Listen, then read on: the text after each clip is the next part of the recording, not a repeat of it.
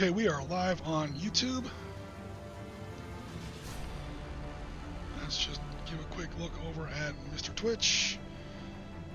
Looks like we are good to go on Twitch as well. Okay, looks like we are live on both channels. Because Science Teacher, thanks for coming out to the chat. Do me a favor, because Science Teacher, do you hear myself and do you hear music in the background? And do you hear Bill? Bill, can I get a super fast sound check? Hello and welcome to a Sunday afternoon of gaming. Awesome. Thank you very much. All right, because Science Teacher, when the latency catches up, let us know if you can hear those three things. Myself, the music, and the... We are live. I hear you both. Okay, Jen, could you hear any music or not? When you get a chance. Jim, I'm monitoring us on Restream and you look fine. Oh, cool. All right, so you hear a little bit of music? All right, awesome. Yep. Cool. Sure do. Alrighty, apparently I'm a little soft. Let me try and fix that a little bit. Yeah, it's definitely supposed to be quiet, Jen. I never want the music to be too loud compared to the narration or whatever. I will turn it up just a smidge because Jen has a quiet ear. When she says it's soft, that means it's really soft. It's soft. Okay, that should get us straightened out. Oh, come on, machine, do me a favor here. Alright, cool. Alright, everybody. Welcome to another episode here on the SItrep podcast. I'm your host, Ariscany Jim. I'm joined today by SItrep 6. Bill, how you doing? Uh-oh. Shit's getting real now. That's right. This is a game for the history books. Here we go. Welcome to everybody who's coming out to our chat. Looks like our numbers are already going up. Very much appreciate everybody. Cool. All right, guys. So we're going to change gears a little bit. As we've said in some of our recent podcasts, we are not entirely, but at least partially focusing back on modern warfare. And to that effect, we are going to take another look at Naval Command by Rory Crabb. I think this game is available on War Games Vault and some other online sources for purchase. And we're going to take another look at it here. We used this game a couple times way back during our Falklands series, where we put the Argentinian Navy up against the Royal Navy in 1982. Oh, which means, oh my god, that should not be, sorry guys, live TV here, 2017 Persian Gulf. How about that? I can't believe I worked on this all day yesterday and I never saw that error. Sorry about that. 2017 Persian Gulf. We're going to fast forward the clock a little bit. So again, Naval Command is a miniatures game that you're able to purchase the rules for. And again, that's where I got it, was from War Games Vault. I'm sure it's available in other places. I've of course had to adapt it here for online play so we could enjoy it all together here. And yeah, we're going to take a look at a new scenario using this system. Okay, so I don't think I need to explain to anybody who watches our channel what the Persian Gulf is. We've all heard about the Persian Gulf, specifically the Strait of Hormuz. That is where something like 40% of the world's available oil passes through on a weekly basis or whatever. And yeah, it's a geostrategic choke point. If anybody so much as sneezes in the Strait of Hormuz, everybody hears about it. The president gets a call in the Situation Room. It's one of those. It's one of those very, very sensitive spots in the world. Of course, we have our good friends in Iran right there that control, pretty much literally looming over the Straits of Hormuz. And yeah, in the spring and early summer of 2017, relatively recently, we saw some pretty serious stuff go wrong in the Straits of Hormuz. Tensions definitely spiked. The president was talking about, he was going to start a shooting war with Iran, and Iran was not helping things with their rhetoric. Yeah, it was a scary moment. So what we're going to look at today is maybe if things have gotten just a little more tense, maybe if things have just gotten a little more aggressive, what kind of things might have happened. Hello, Piotr. Welcome to the chat. Glad you could join us. I know it's kind of late where you are. So here's a bit of a detail. This is going to be our actual game map for today. Again, modern naval warfare. This is the kind of battle that doesn't take place on a nice big ocean table with waves and creaking sails and, you know, wooden ships and all that stuff. This is battle on a CIC screen.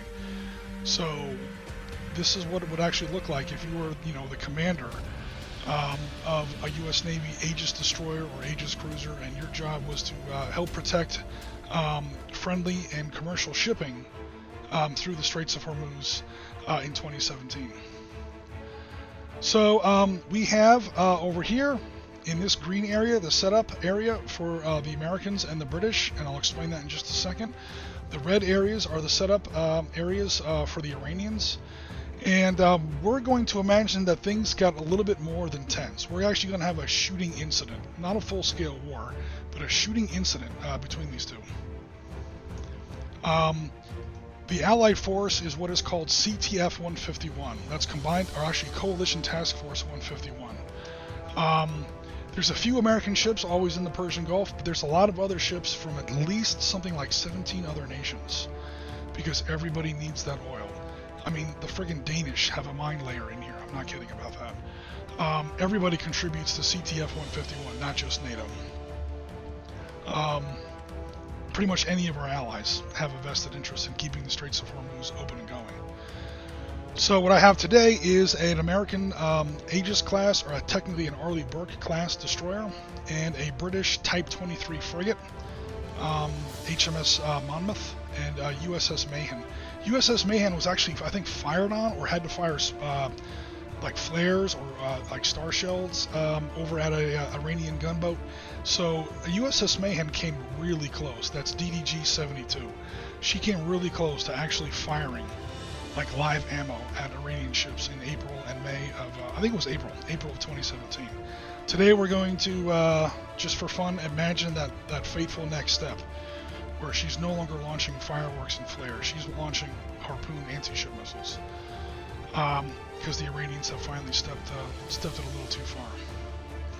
Okay, so again, we have the setup areas. I'll go ahead and go over to turn 1. You'll see that the Iranians are already set up.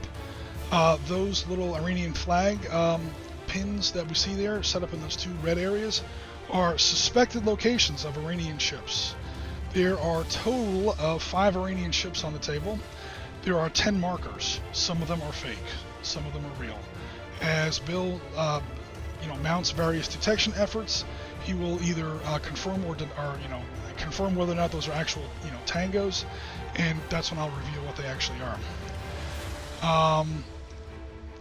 This little ship we have here is one of the 5 objectives for today. So super fast, there are 5 objectives. Typical, for a Risky Sunday game, there's usually 5 objectives. This is an oil platform. This is an oil platform. This is an oil platform. This is an Omani sensor station that the Iranians are tired of. And this is a Qatari flagged tanker. We're going to take a look at it in just a second. Where are you, Mr. Qatari tanker? There we go. So there's a Qatari tanker there, and she's trying to head back through the Straits of Hormuz, back to her home port, to refill on some oil. The Iranians are tired of the Qataris for whatever reason, and they're going to go ahead and start launching some, hopefully try to sink them. The Americans, of course, are there to protect all commercial and neutral shipping, allied shipping that's trying to pass through the Straits of Hormuz. They're trying to, ensure free passage through this very important waterway, Strait of Hormuz. These are actual locations, of course, by the way. I didn't actually draw this entire map.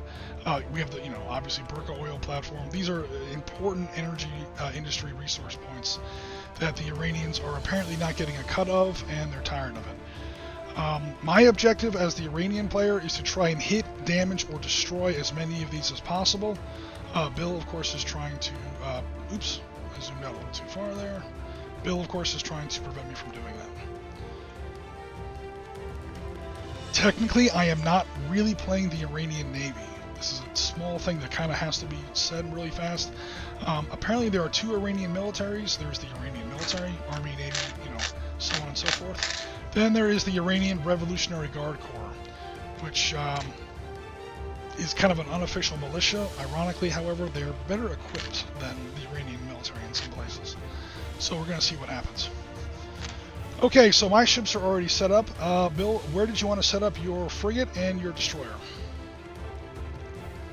Let's go ahead get this going. There's your American destroyer, and we have Yep. a British frigate.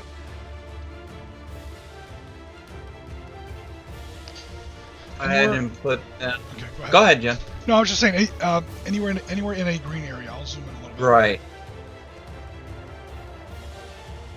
Actually, if you wouldn't mind, let's put them in. If we're looking north is up. Yep. In the southeast corner of the green. Southeast. Oh, so way down here. No, up. Go up a South? little bit more. Up. There. Okay, cool. No worries. Guys might not be able to see it depending on what you're looking at, but every ship has a little yellow dot in the center of it. The yellow dot shows the actual location of the ship. For people in the chat, I should note super fast, the game scale on this game, every one of these yellow grids is a nautical mile. So this is the actual size of the Strait of Hormuz. It's a very narrow waterway, 21 nautical miles across at its narrowest point. And a turn is 15 minutes. So these ships will be moving at about 8 squares per turn. Okay, so there's the destroyer. I'm putting her yellow dot right on that very Okay. corner there, pretty much as far as she can go for initial setup. And how about the British frigate? Let's put it about 6 spaces to the left or the port side of that ship. No worries. Most short-range air defense systems on these ships are about 12 inches. It's 12 nautical miles is roughly visual range on a clear day. So pretty much anything within 12 inches you see almost automatically. Okay. So yeah, these ships do actually physically see each other. Again, the Straits of Hormuz is a very, very tight neighborhood.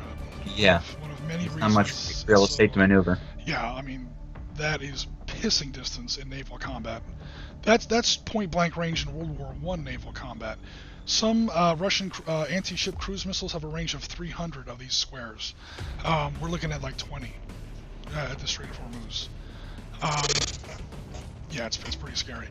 Okay, last thing I want to check as part of your setup is where do you want your, or I should say not do you want, the USS Mayhem DDG-72 has a SH-60. Is she launched or is she still landed? Is there a fuel consideration with the helos when you launch them? There is one, but it's not terribly ferocious. Again, considering the small size of this battle space. These 4 check marks track the fuel. So basically you can stay airborne for 4 turns. You have to land on the 4th turn. But again, your speed is 35 and this map isn't that big. Okay, we're going to keep them on the deck for now. Okay, cool. So I'll just put her there to show that she's landed. And then the HMS Monmouth carries a very similar bird, not quite as advanced. I think she has 1 less point in radar. That's a Lynx left over from the Falklands War. Is she landed? Do either of those aircraft have anti-ship missiles on them? Or? The Lynx can if she wants. Okay. So yeah, we should probably specify somebody's loadouts now. The Black Hawk for this scenario basically doesn't. The Black Hawk has 2 configurations, or Seahawk I should say, has 2 basic configurations in this game. She can be an early, okay, Seahawk, cool. Wait a minute. Give me the rate control here. So I'm going to explain this just for the chat. So the Black Hawk here, okay, this is what's carried on USS Mayhem. She can either be an AEW aircraft or she can carry an anti-submarine warfare airdrop torpedo. Now there's no submarines in this game, so I'm assuming that you're not going to carry the torpedo because you have nothing really to shoot it at, and if it's an or, that's not an and. So we are going to want that Black Hawk to be an early airborne. That's going to give you a big initiative bonus. Right. You have more eyes in the sky, and also you can detect stuff before they detect you. The point of modern naval gaming, guys, if you're looking for a shootout, if you're looking for a throwdown with gunnery and high speed, I'm sorry, I got some bad news for you. This is modern naval combat. It's all about sensors, sensors, sensors. If you ever played Harpoon back in the day, after about the 3rd time playing Harpoon, you very quickly realize that when you're picking up your ship sheet, you don't even look at the missiles, you don't look at the guns. They don't matter. you look at sensors, and you look at helicopters. And when I mean helicopters, I mean sensors, sonar buoys.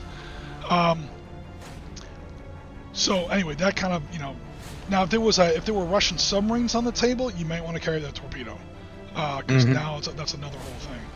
But in this scenario, yeah, it's really literally pointless.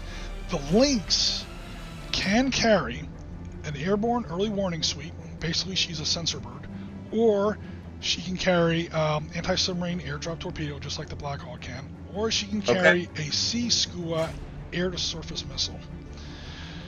It's a really bad one. It has a range of 8 inches. A 5-inch gun outshoots it.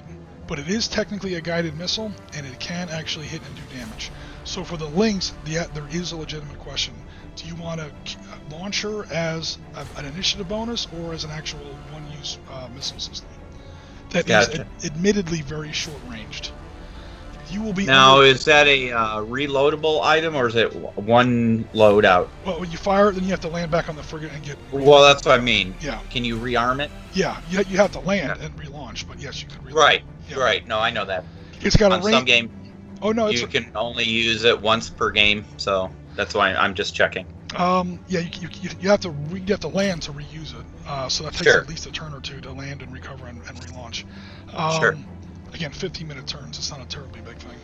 The thing about the thing I want to warn about that Sea Skua is that it is terribly short-ranged. It's a missile with a range of 8 nautical miles. But they open fire on you with basic 20mm anti-aircraft guns at 12 miles. So it's up to you. When you launch, you would actually tell me whether you want to launch it as an AEW craft or basically those are 3 choices. Sure. I would recommend the AEW, but that's totally up to you. Sure. But for now, I'm assuming that she's landed on the stern of the frigate. Correct. Okay, cool. So right now it doesn't matter. Okay, so we are completed with setup. We will now roll initiative. Initiative's going to be very, very simple this time because nobody has their early airborne aircraft launched, so they don't count. We basically each just roll a straight-out D10. And now is when I realize I did forget something. I was saying before the stream, I feel like I'm forgetting something. And sure enough, I am. I don't have my webcam set up yet. My gird. 2 seconds, everybody. This should take but a moment.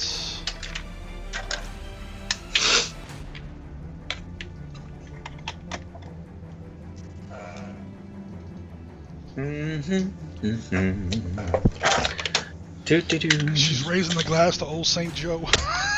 there is a tanker on the table, and it's probably Waterworld. I can't believe Waterworld came into the picture. How did Waterworld get in the picture? I don't know. Well, it's a naval game, and we have a tradition of bringing up really bad movies. Who can forget Cutthroat Island? So I guess it's a borderline tradition. Oh, Cutthroat Island. Yeah, right.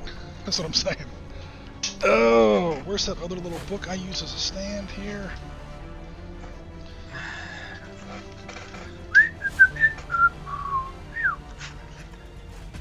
Let's see. Alrighty, apologies for the slight delay there, / technical issue. It's not even a technical issue, that's just me forgetting to do this.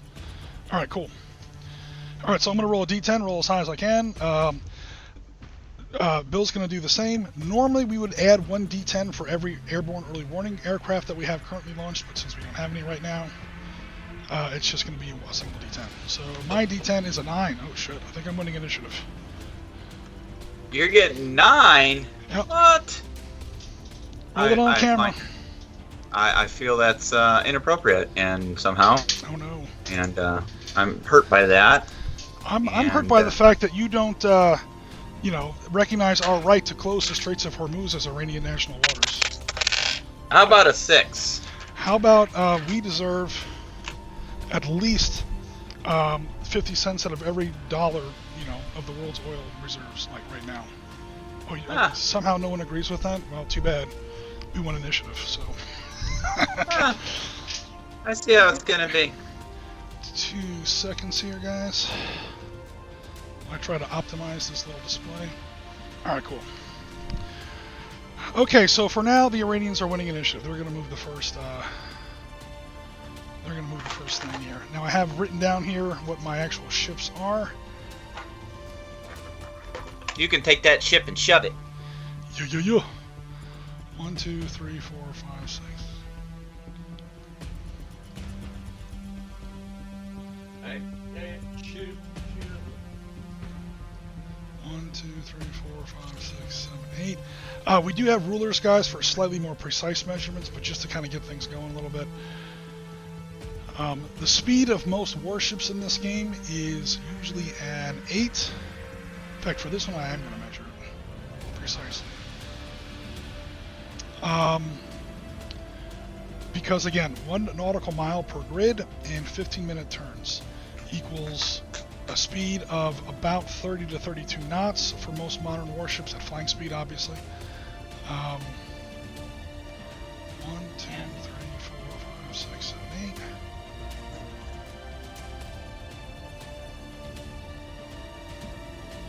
Now again, some of these little Iranian ship markers are false echoes. Oh, I can't sail through an island. Hold on, I have to... Let me be fair.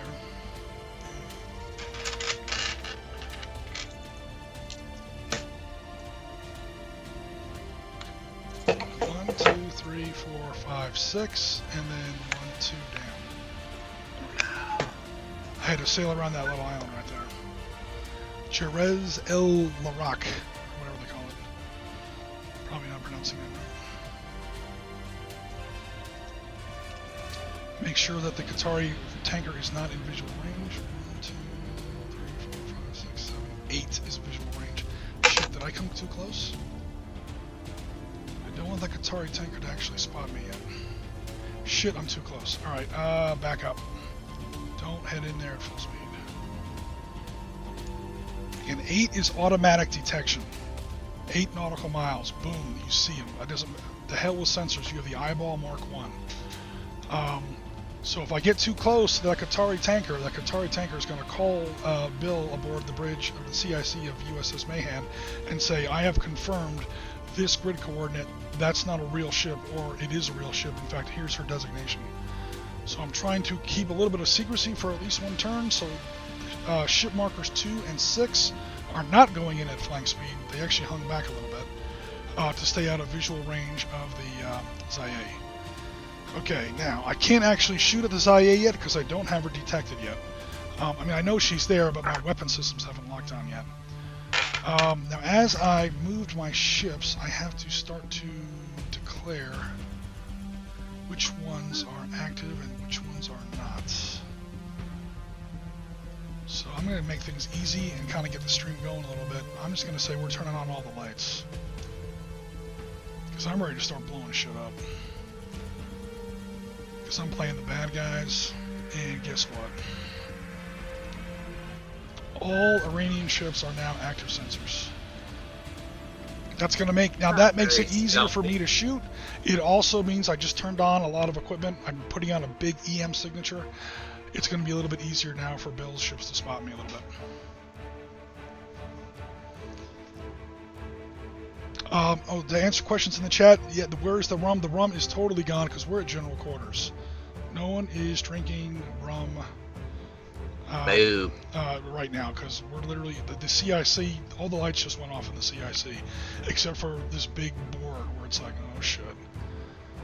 The White House Situation Room is on the call. Literally, Donald Trump is on the other side of the call. It's going, what the hell's going on out there? Or if nothing else, the Secretary of Defense. Okay, so now we go over to your movement. Yep. Okay, so let me get the little ruler in case we want to get funky with Okay. I mean, I doubt it because there's a lot of open water here. Again, your speed is 8 for both ships. You don't have to move 8. Turning is free. Speeding up is free. Again, for people in the chat, nautical mile per grid and 15-minute turns. So the movement rules in this game are super, super simple. There's no like limit in turning or speeding up, slowing down like you see in some naval games. Okay, so we'll start off with USS Mayhem. Where is she? I'll zoom out so you can get a better context here. Where is she going? We're going to just go straight up towards the strait. Alright, cool. So we're looking at heading 045, flying speed, make revolutions for 32 knots.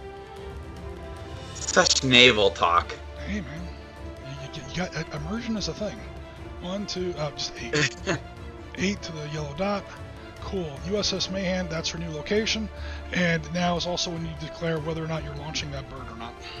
We're gonna launch. Launch the bird! Launch the helo. The Black Hawk, or technically Seahawk, is now launched. She can move anywhere she wants within, get this, 35 inches. Let's pop that baby right to the it's hard to see on the screen, but yeah, go ahead. Yeah, put the marker on.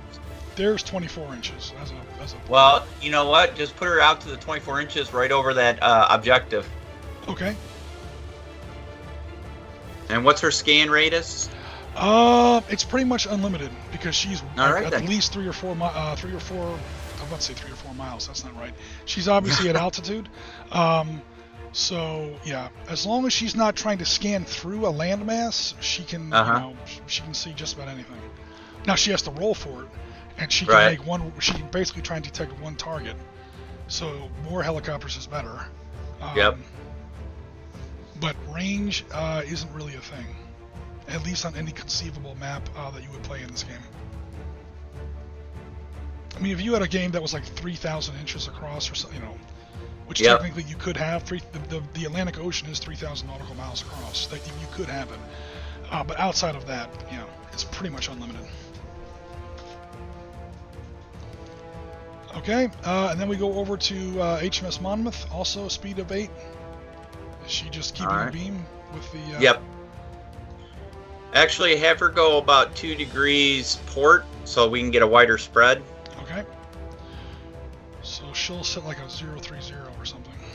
Yeah, that's good.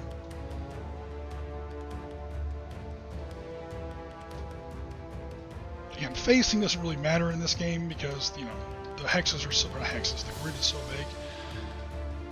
And is the Lynx launching? Lynx is launching. She has just about all the same capabilities as the Black Hawk. She just has slightly poorer die rolls. Okay, Lynx is up, and about where is she going? Let's put them. So, near any of these numbers? I would say 1, 2, 3, 4, 5 grids just north of the number 5. Okay.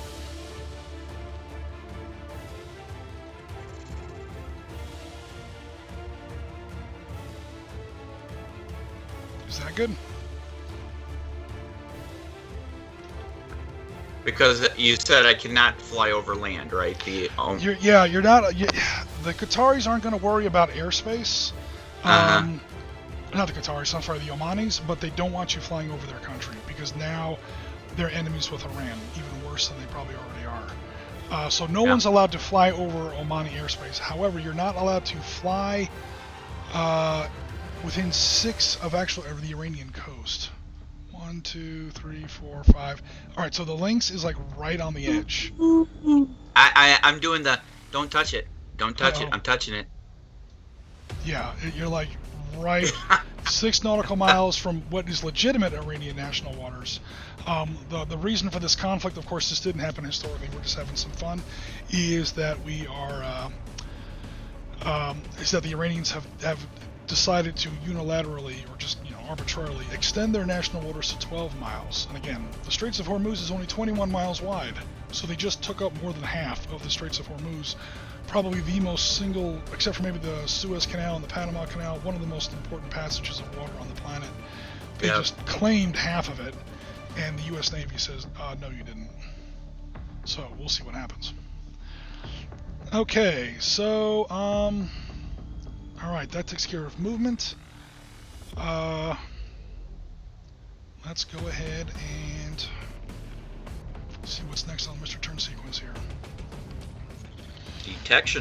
Detection. Ships auto-detect within 8 inches. Okay, we made sure that didn't happen. Aircraft automatically detect within 16 inches regardless of land. Oh, it does say that, regardless of land. Sorry. So, oh crap. That Black Hawk may have just seen some things. Oh no. That'd be terrible. I'm about ready to shoot down that Black Hawk. Ha! Don't ha! that Blackhawk's going to send out a very frantic last radio message. Okay, so 16 inches. Oh yeah. Oh yeah, he sees some shit. Alrighty, so within 16 inches you automatically detect. You literally, sensors, chaff, ECM, flares. Bro, I look out the window and I see your ass. Alright, don't worry about, you know.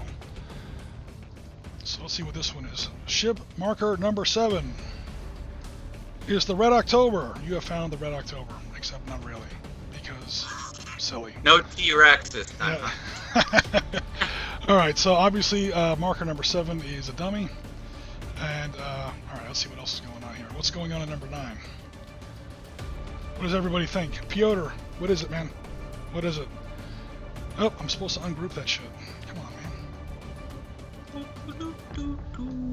You have found the Kraken. The Kraken. It's even worse than T-Rex. They're both ghosts. They're ghosts. Alrighty, so obviously those two ships were a false echo.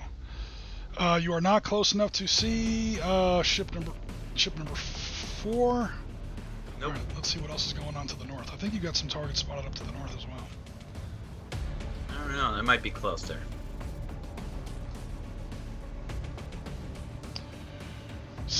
Ooh. No, stop fighting. Let me. 16 exactly. Yeah. Ooh. Oh, it's close. Center dot to center dot. Now you can still make a roll. I'm just checking. Yeah, you're just out of visual range. We're gonna roll on those though. Okay, cool. Now, let me make sure I do this right, because I haven't played this game in almost a year and a half. Okay, we're on detection phase. Technically, I won initiative, so I should be making the first roll, but don't worry about it. Well, go ahead. I mean, you can play by the rules. Yeah, that's true. Your sensors back here on the ships, are they active or passive? Oh, they don't have to be the at same. this point, no. Put the my Burley class as active, and then the HMS as passive. Okay, cool. This is almost like the Americans bombed by daylight, the British bombed by night. We don't care if the enemy sees us. We're fine. Okay. Okay, so yeah, the Arleigh Burke class is now active. My closest ship is. I have to kind of measure this without like revealing what I'm measuring here, because I got to remember which ships are real and which ones aren't. My fall ships do not get to make radar checks, of course. Okay, so sensors. This is like it's not the most exciting part of the game, but it is kind of the most important. Okay, I am using active radar. Once I'm using active radar, okay, so 30 inches, 3 plus, and the ship's systems. That's going to be search radar. I do get that +1 bonus. I'm looking at your ship now, which I shouldn't. I'm going to use your numbers, which isn't fair. Your numbers are much better than mine. Here are my Iranian ships. So my missile boats have a +1 search radar. Just for people who are interested in the chat. Search radar, I get a +1 on my missile boats. I get a +2. It's got a bigger system on my frigate. I have 1 frigate and 4 small missile boats. I only get that bonus if my active search is turned on. So I do have my active search turned on. I get a +1 for some of my ships. I get a +2 for my 1 big ship. And the roll I get is a bonus of 3+ based on the range. Okay, so that means, let me see how many ships are actually in range, because I don't think some of them are. Again, I have to bear in mind, I can't shoot radar through land. I'm going to pick up buildings and so on, so these guys won't get to roll. Some of these guys are real ships and some of them aren't. They are all within 30 inches, however. More than 20, less than 30, I think. Hold on. That may not even be friggin' true. This may all be much ado about nothing. Alright. I don't think you're 30 inches. Even my close one, which may or may not be real, is not within 30. Never mind. I'm making no detection checks yet. Son of a bitch! Okay, that was dumb, because I didn't launch my aircraft. You know what? Just to make the game go a little bit faster.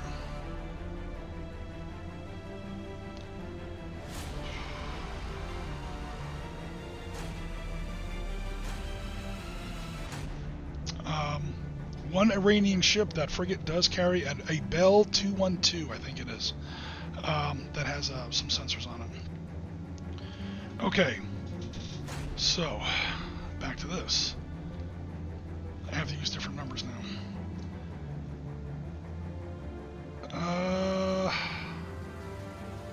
Sensors.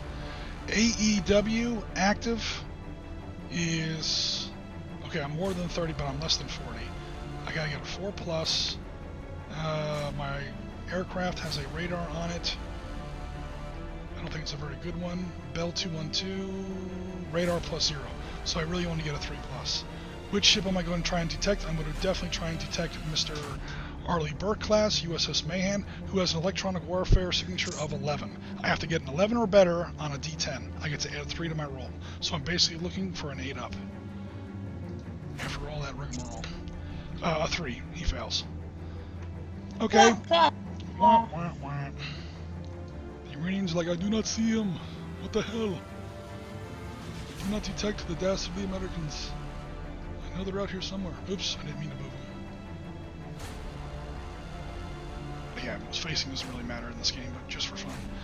Okay, now we go over to your detection. All my other stuff is either blocked by land or out of range.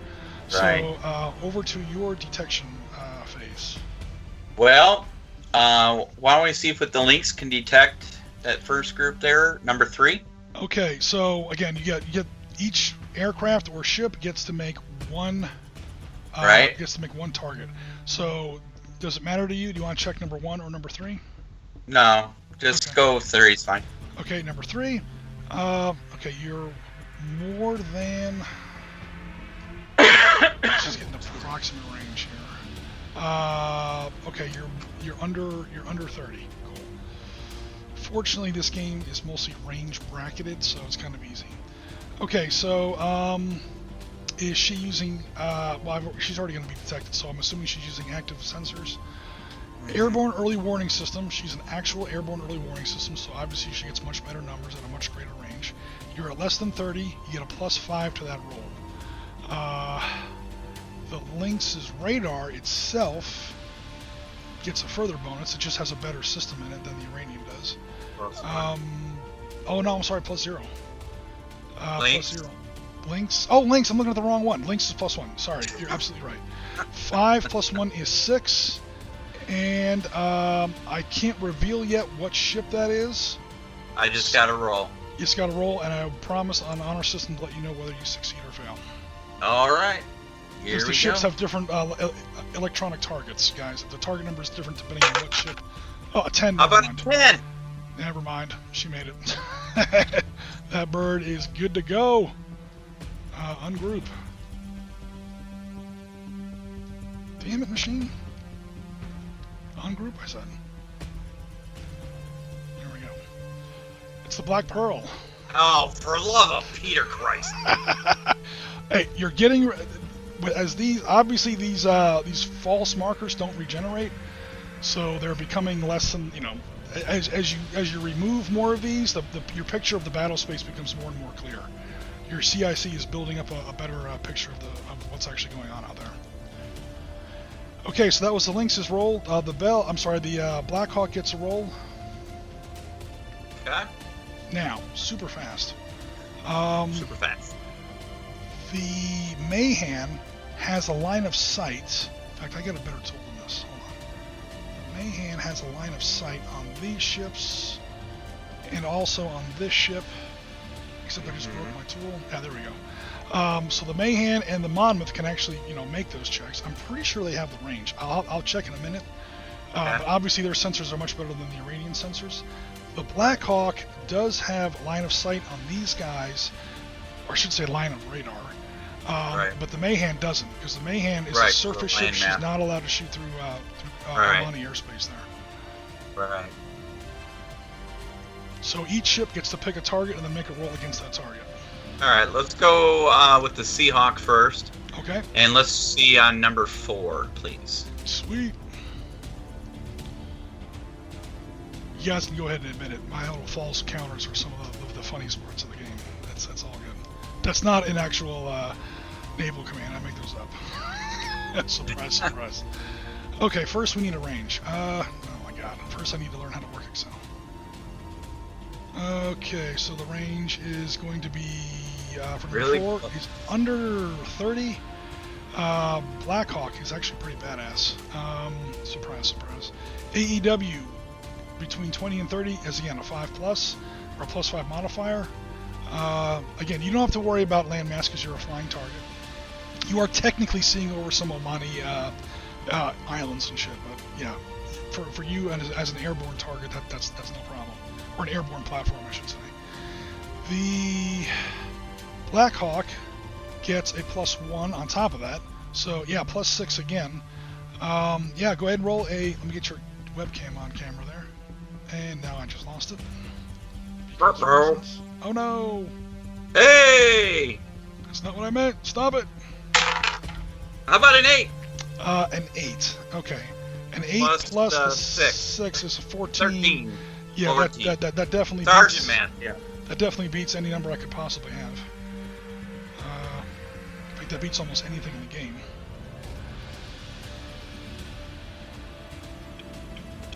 Come on, machine.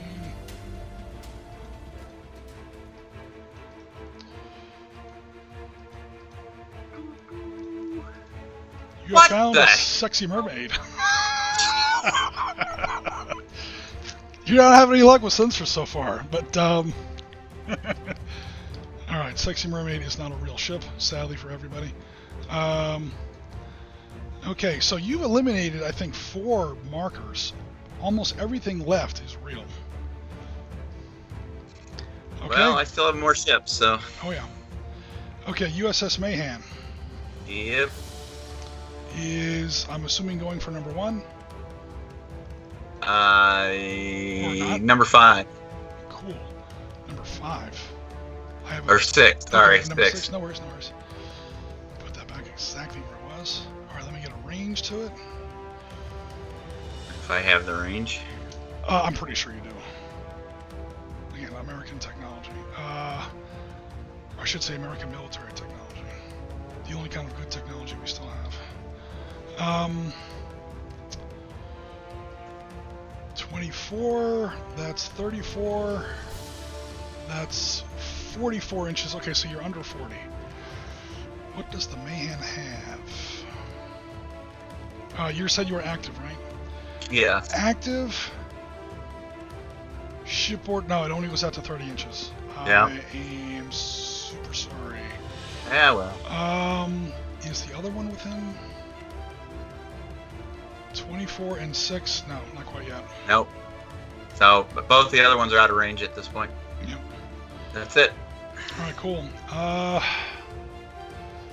Okay, we are now going to go to attack phase. Alternate with the first player. I'm the first player. I'm launching an attack. Yeah. I have to actually keep track of this with a little bit here. Okay, number 10 is... Okay, number 5 and number 8. Number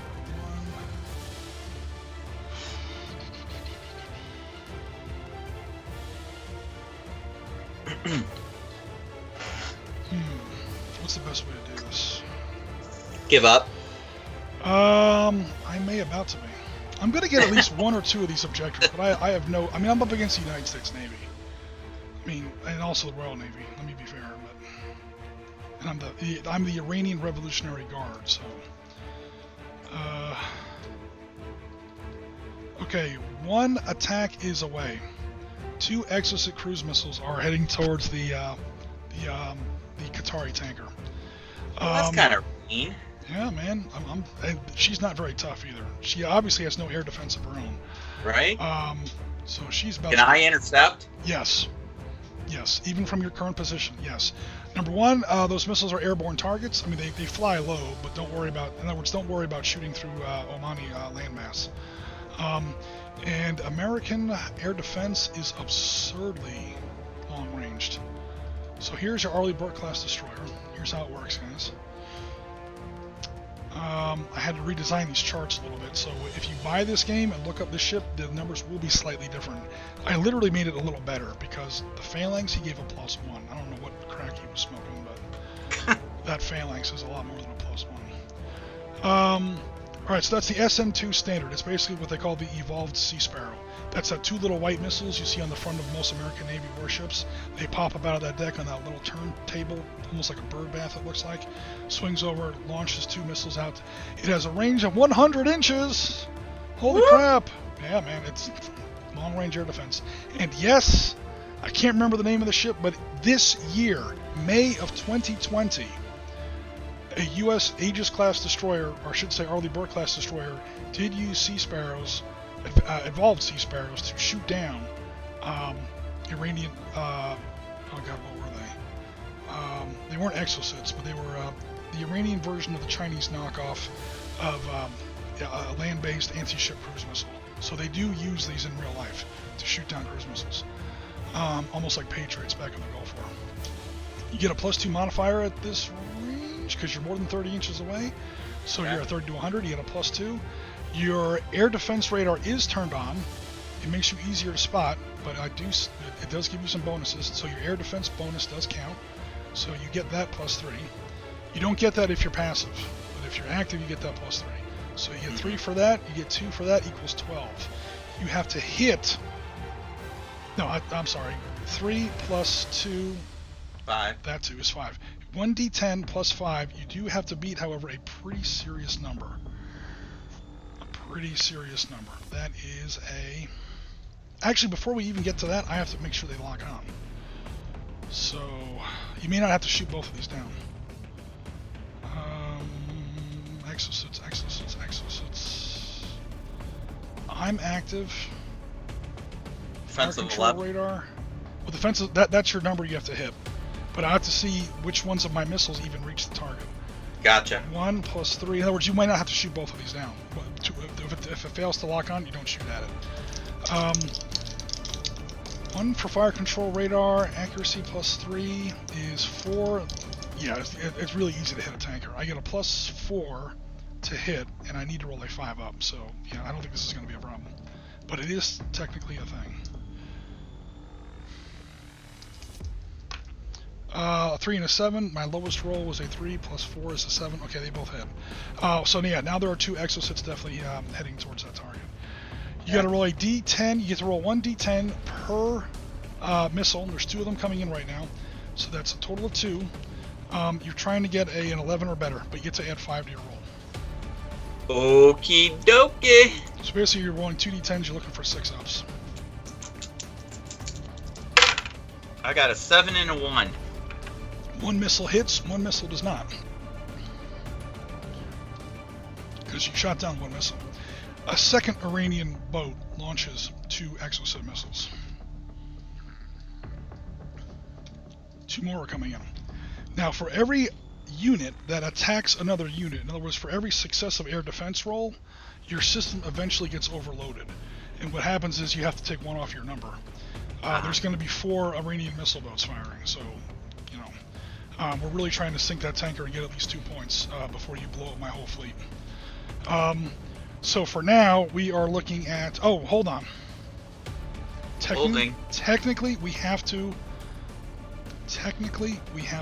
alternate. These 2 have actually not yet launched. Although, God, his turn sequence is so messed up.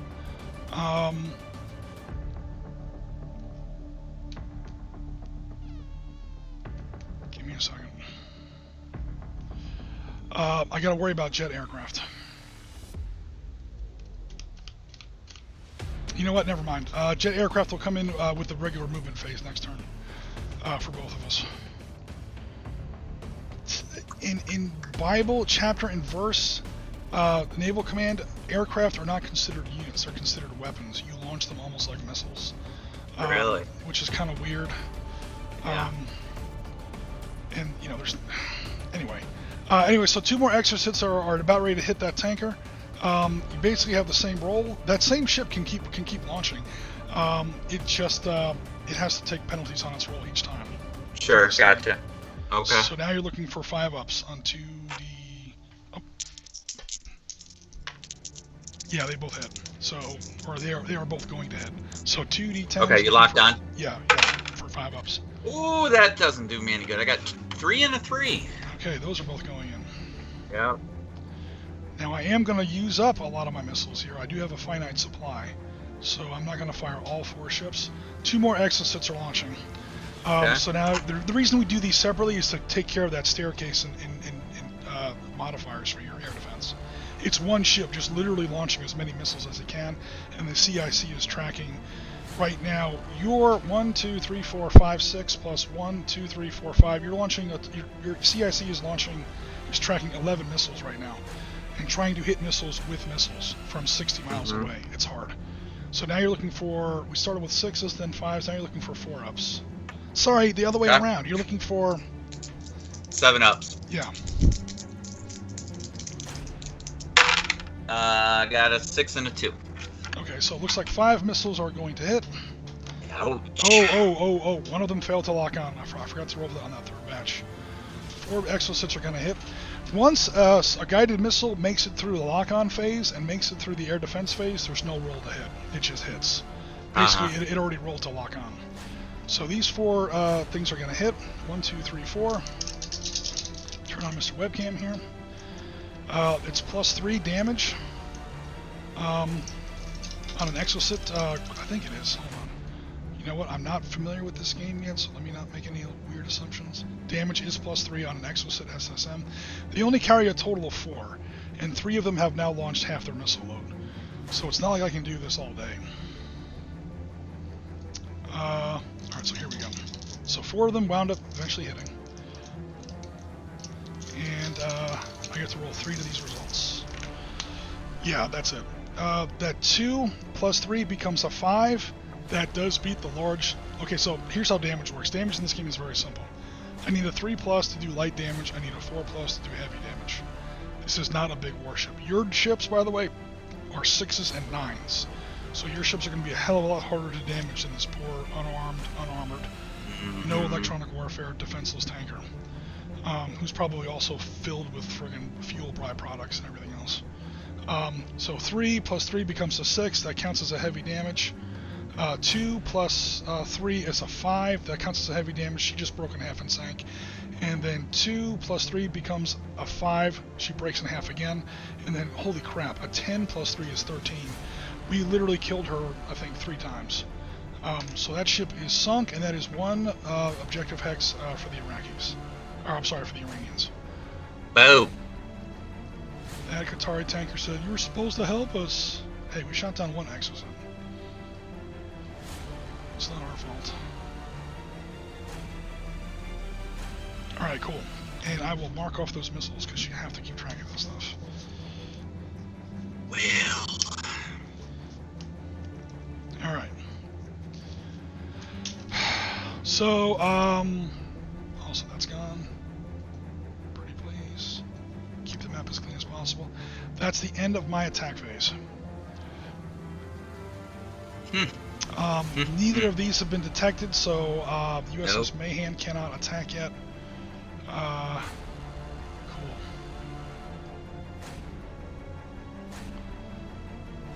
Cool. Those missiles did come from the south. So the SH-60 did kind of see the missiles. So at least somebody down here is real. In fact, I launched 3 attacks. You know that all 3 of those ships are real. 10, 5, and 8. You would literally... I mean, if this wasn't like your first game, you would easily be able to deduce that. I can only launch 2 missiles a turn, and I launched 6 missiles, and there's 3 targets down there. So, you know. Yep. Alrighty, so I think that's it for the attack phase. There's no attack phase down there. Nope, we just did applying damage control. Cool, begin turn 2. Yep, initiative. Oh, I almost hit the wrong button. Yeah, let me see. That would have been bad. Copy the page over. Okay, now the difference here is I get to roll 2 d10, because everyone gets to roll a d10. I have 1 AEW bird in the air. You get to roll your normal d10 plus 2 more d10s. You have 2 AEW birds in the air. So basically you get to roll 3 d10s, pick the best result. I get to roll 2 d10s, pick the best result. Whoever wins has initiative. Okay.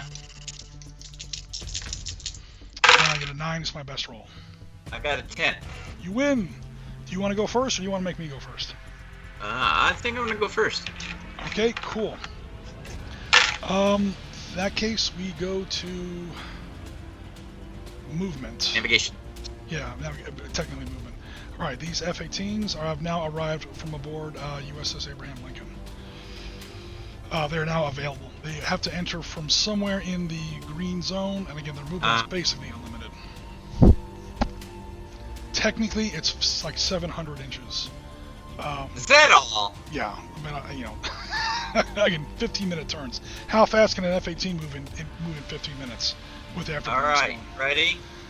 Now, are they separate flights or are they together? They're just two separate planes. They can go wherever they want. Oh, they're two planes. They're not flights. Okay. All right. Let's take one of the F-18s and put it right in front of the Bell helicopter. Okay. Okay. Yeah, we're gonna automatically detect some shit. Because I think you're within 8 inches of at least something stuff, and you're definitely within 8 inches of me. We're literally looking up off the deck and seeing you. Let me make sure of that. Which means air defense fire, and also those F-18s carry harpoons of their own. What do I do with my smaller ruler? Are we within 8? Oh, no. We are not. Unless you want it to be within 8. Are you trying to go for auto detect? Yeah, you can go up another couple notches there. Let's have some fun. That's all it takes right there. Boom. We now see each other. Okay, so number 1 is... This is going to be both good news and bad news. Ungroup.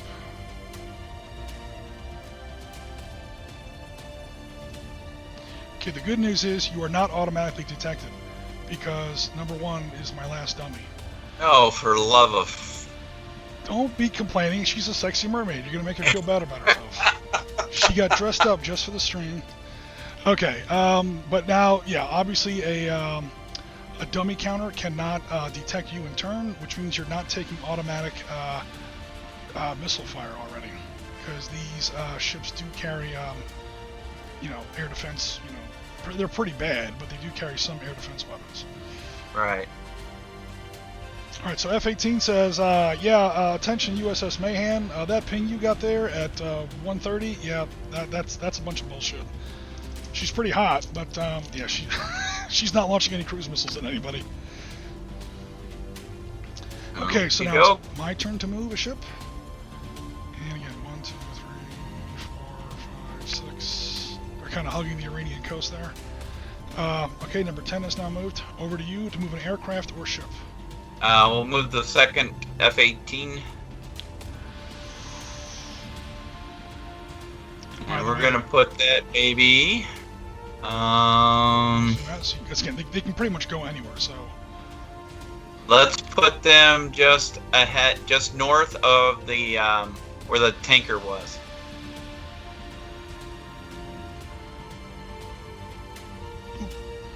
Cool. One small thing. Actually, you know what? Okay. Go south of the tanker. No worries. Oh, these are. So, I want to get closer to those unknown ships. Yeah, the F-18 can make spotting checks. It's not as good as the Black Hawk because she's not an actual. That's cool, right there. An actual AEW bird. She obviously has radar, but that's not like her purpose. Okay, not within 8 inches, so nothing's automatic yet. Okay, over to me. Oh, we want to play with jets, do we? One thing I did forget to do, Lynx has used up 1 point of fuel, and SH-60 has used up 1 point of fuel. And your Bell? My Bell has, yes. Anything that was up at the end of last turn. MiG-29 engages. Ooh, dog fighting. Dogfight. Okay, over to you.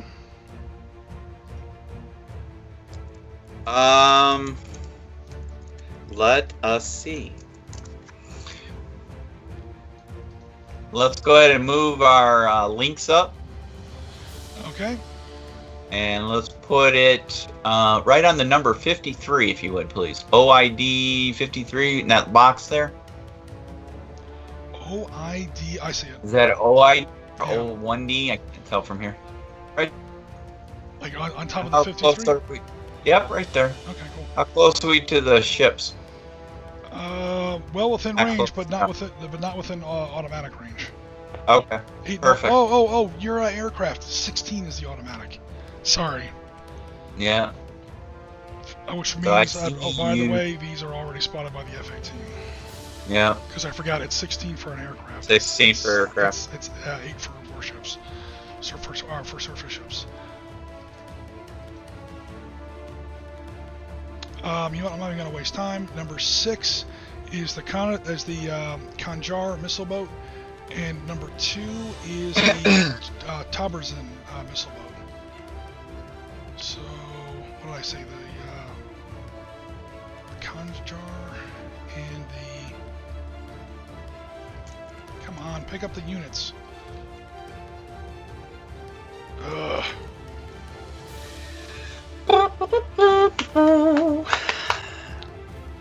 Okay, so did you want to change where that second, because I kind of screwed that up, did you want to change where that second F-18 went? Because that No, first... because it's within 16 inches of that other ship now. Okay, cool. Just wanted to check. Because technically, before you had to make that decision where to send it, F-18 number 1 did spot number 6 and number 2. Sure.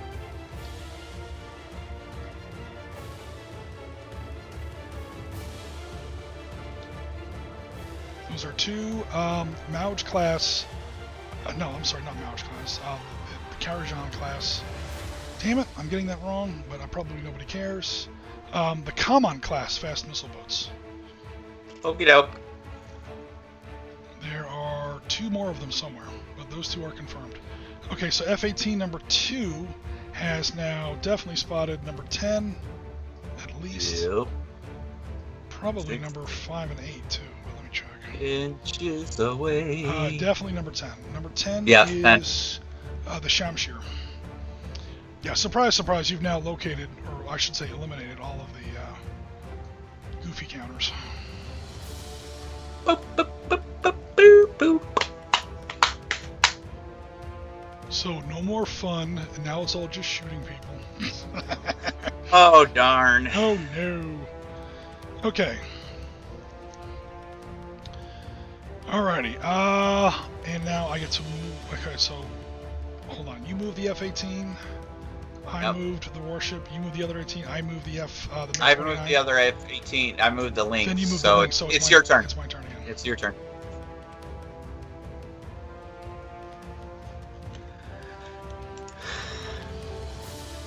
This is just for you guys.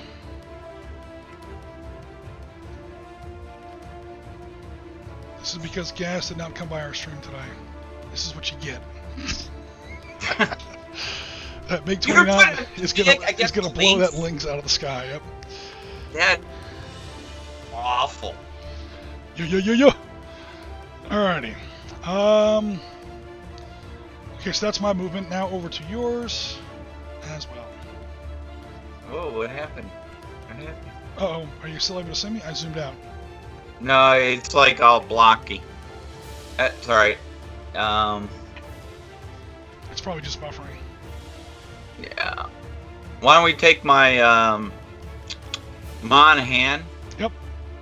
And let's move that baby flank speed. Yep. Directly northeast. Alrighty. As far as she'll go. I'm assuming her sensors remain active. You betcha. We know where everybody is at this point, so let's 7, 8. Come on, get up there. Alright, I will leave that little active thing by her, and there's her name, so we know who she is. Cool. Alright. And let's take the HMS Victory or whatever the name is. I can't remember. Oh, except it's my turn. Oh, that's right. Alright, let's see here. Without zooming in all the way, because that takes some time. It might be time well spent if this continues to annoy me.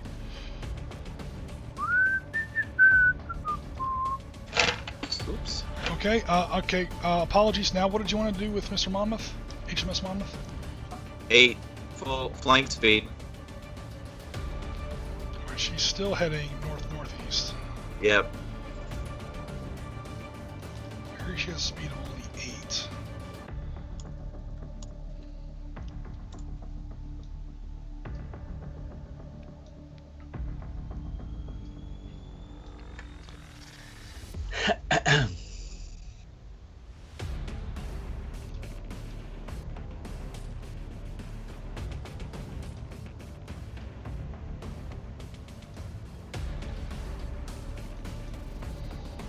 And she's active, by the way. Oh, she went active? Okay, cool. Yep. Thanks. Alright, so everyone's active. Pretty much I'm just going to say everyone's active until someone says otherwise. Yep. Because it's just cluttering up the map a little bit. I agree.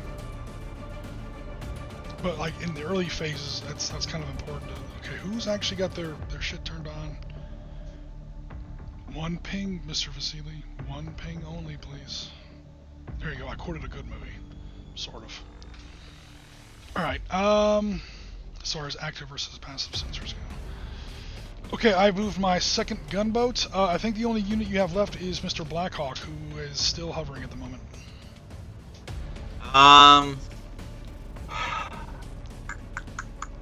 Well, I'm gonna keep him right where he's at. Okay. Awesome. Then I will just finish up my movement here.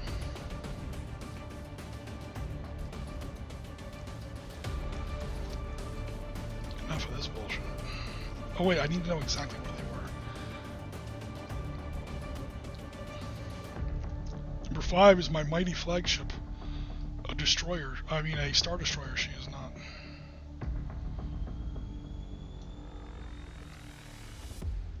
But that ship, actually, that exact ship, IRIS Jamaron, did actually fire and sink somebody earlier this year. I think a Yemeni tanker or merchant ship or something like that. She had this ship in real life has actually tasted blood, and like you guys wanted a modern warfare earlier this year, she did actually kill some people, or at least sink a ship. I'm assuming they were fatalities, but care of that. She is my Mauj class frigate. She is the biggest ship I have. She's the size of your British frigate. Obviously, she's about half the size of your destroyer. And then I have a bunch of little, speedboats, basically with missiles. Okay, so that is going to be almost all of my movement. The last piece of my movement are going to be my 2 Chinese fighters. This is just going to be for fun, and basically... Wait a minute, do I want to do that yet? I don't know, do you?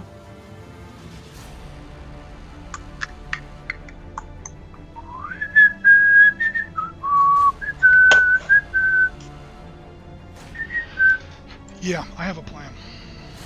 Ooh, he has a plan. I do have a plan. Jen's going to recognize this plan. Anyone who plays Dark Star knows how to do this.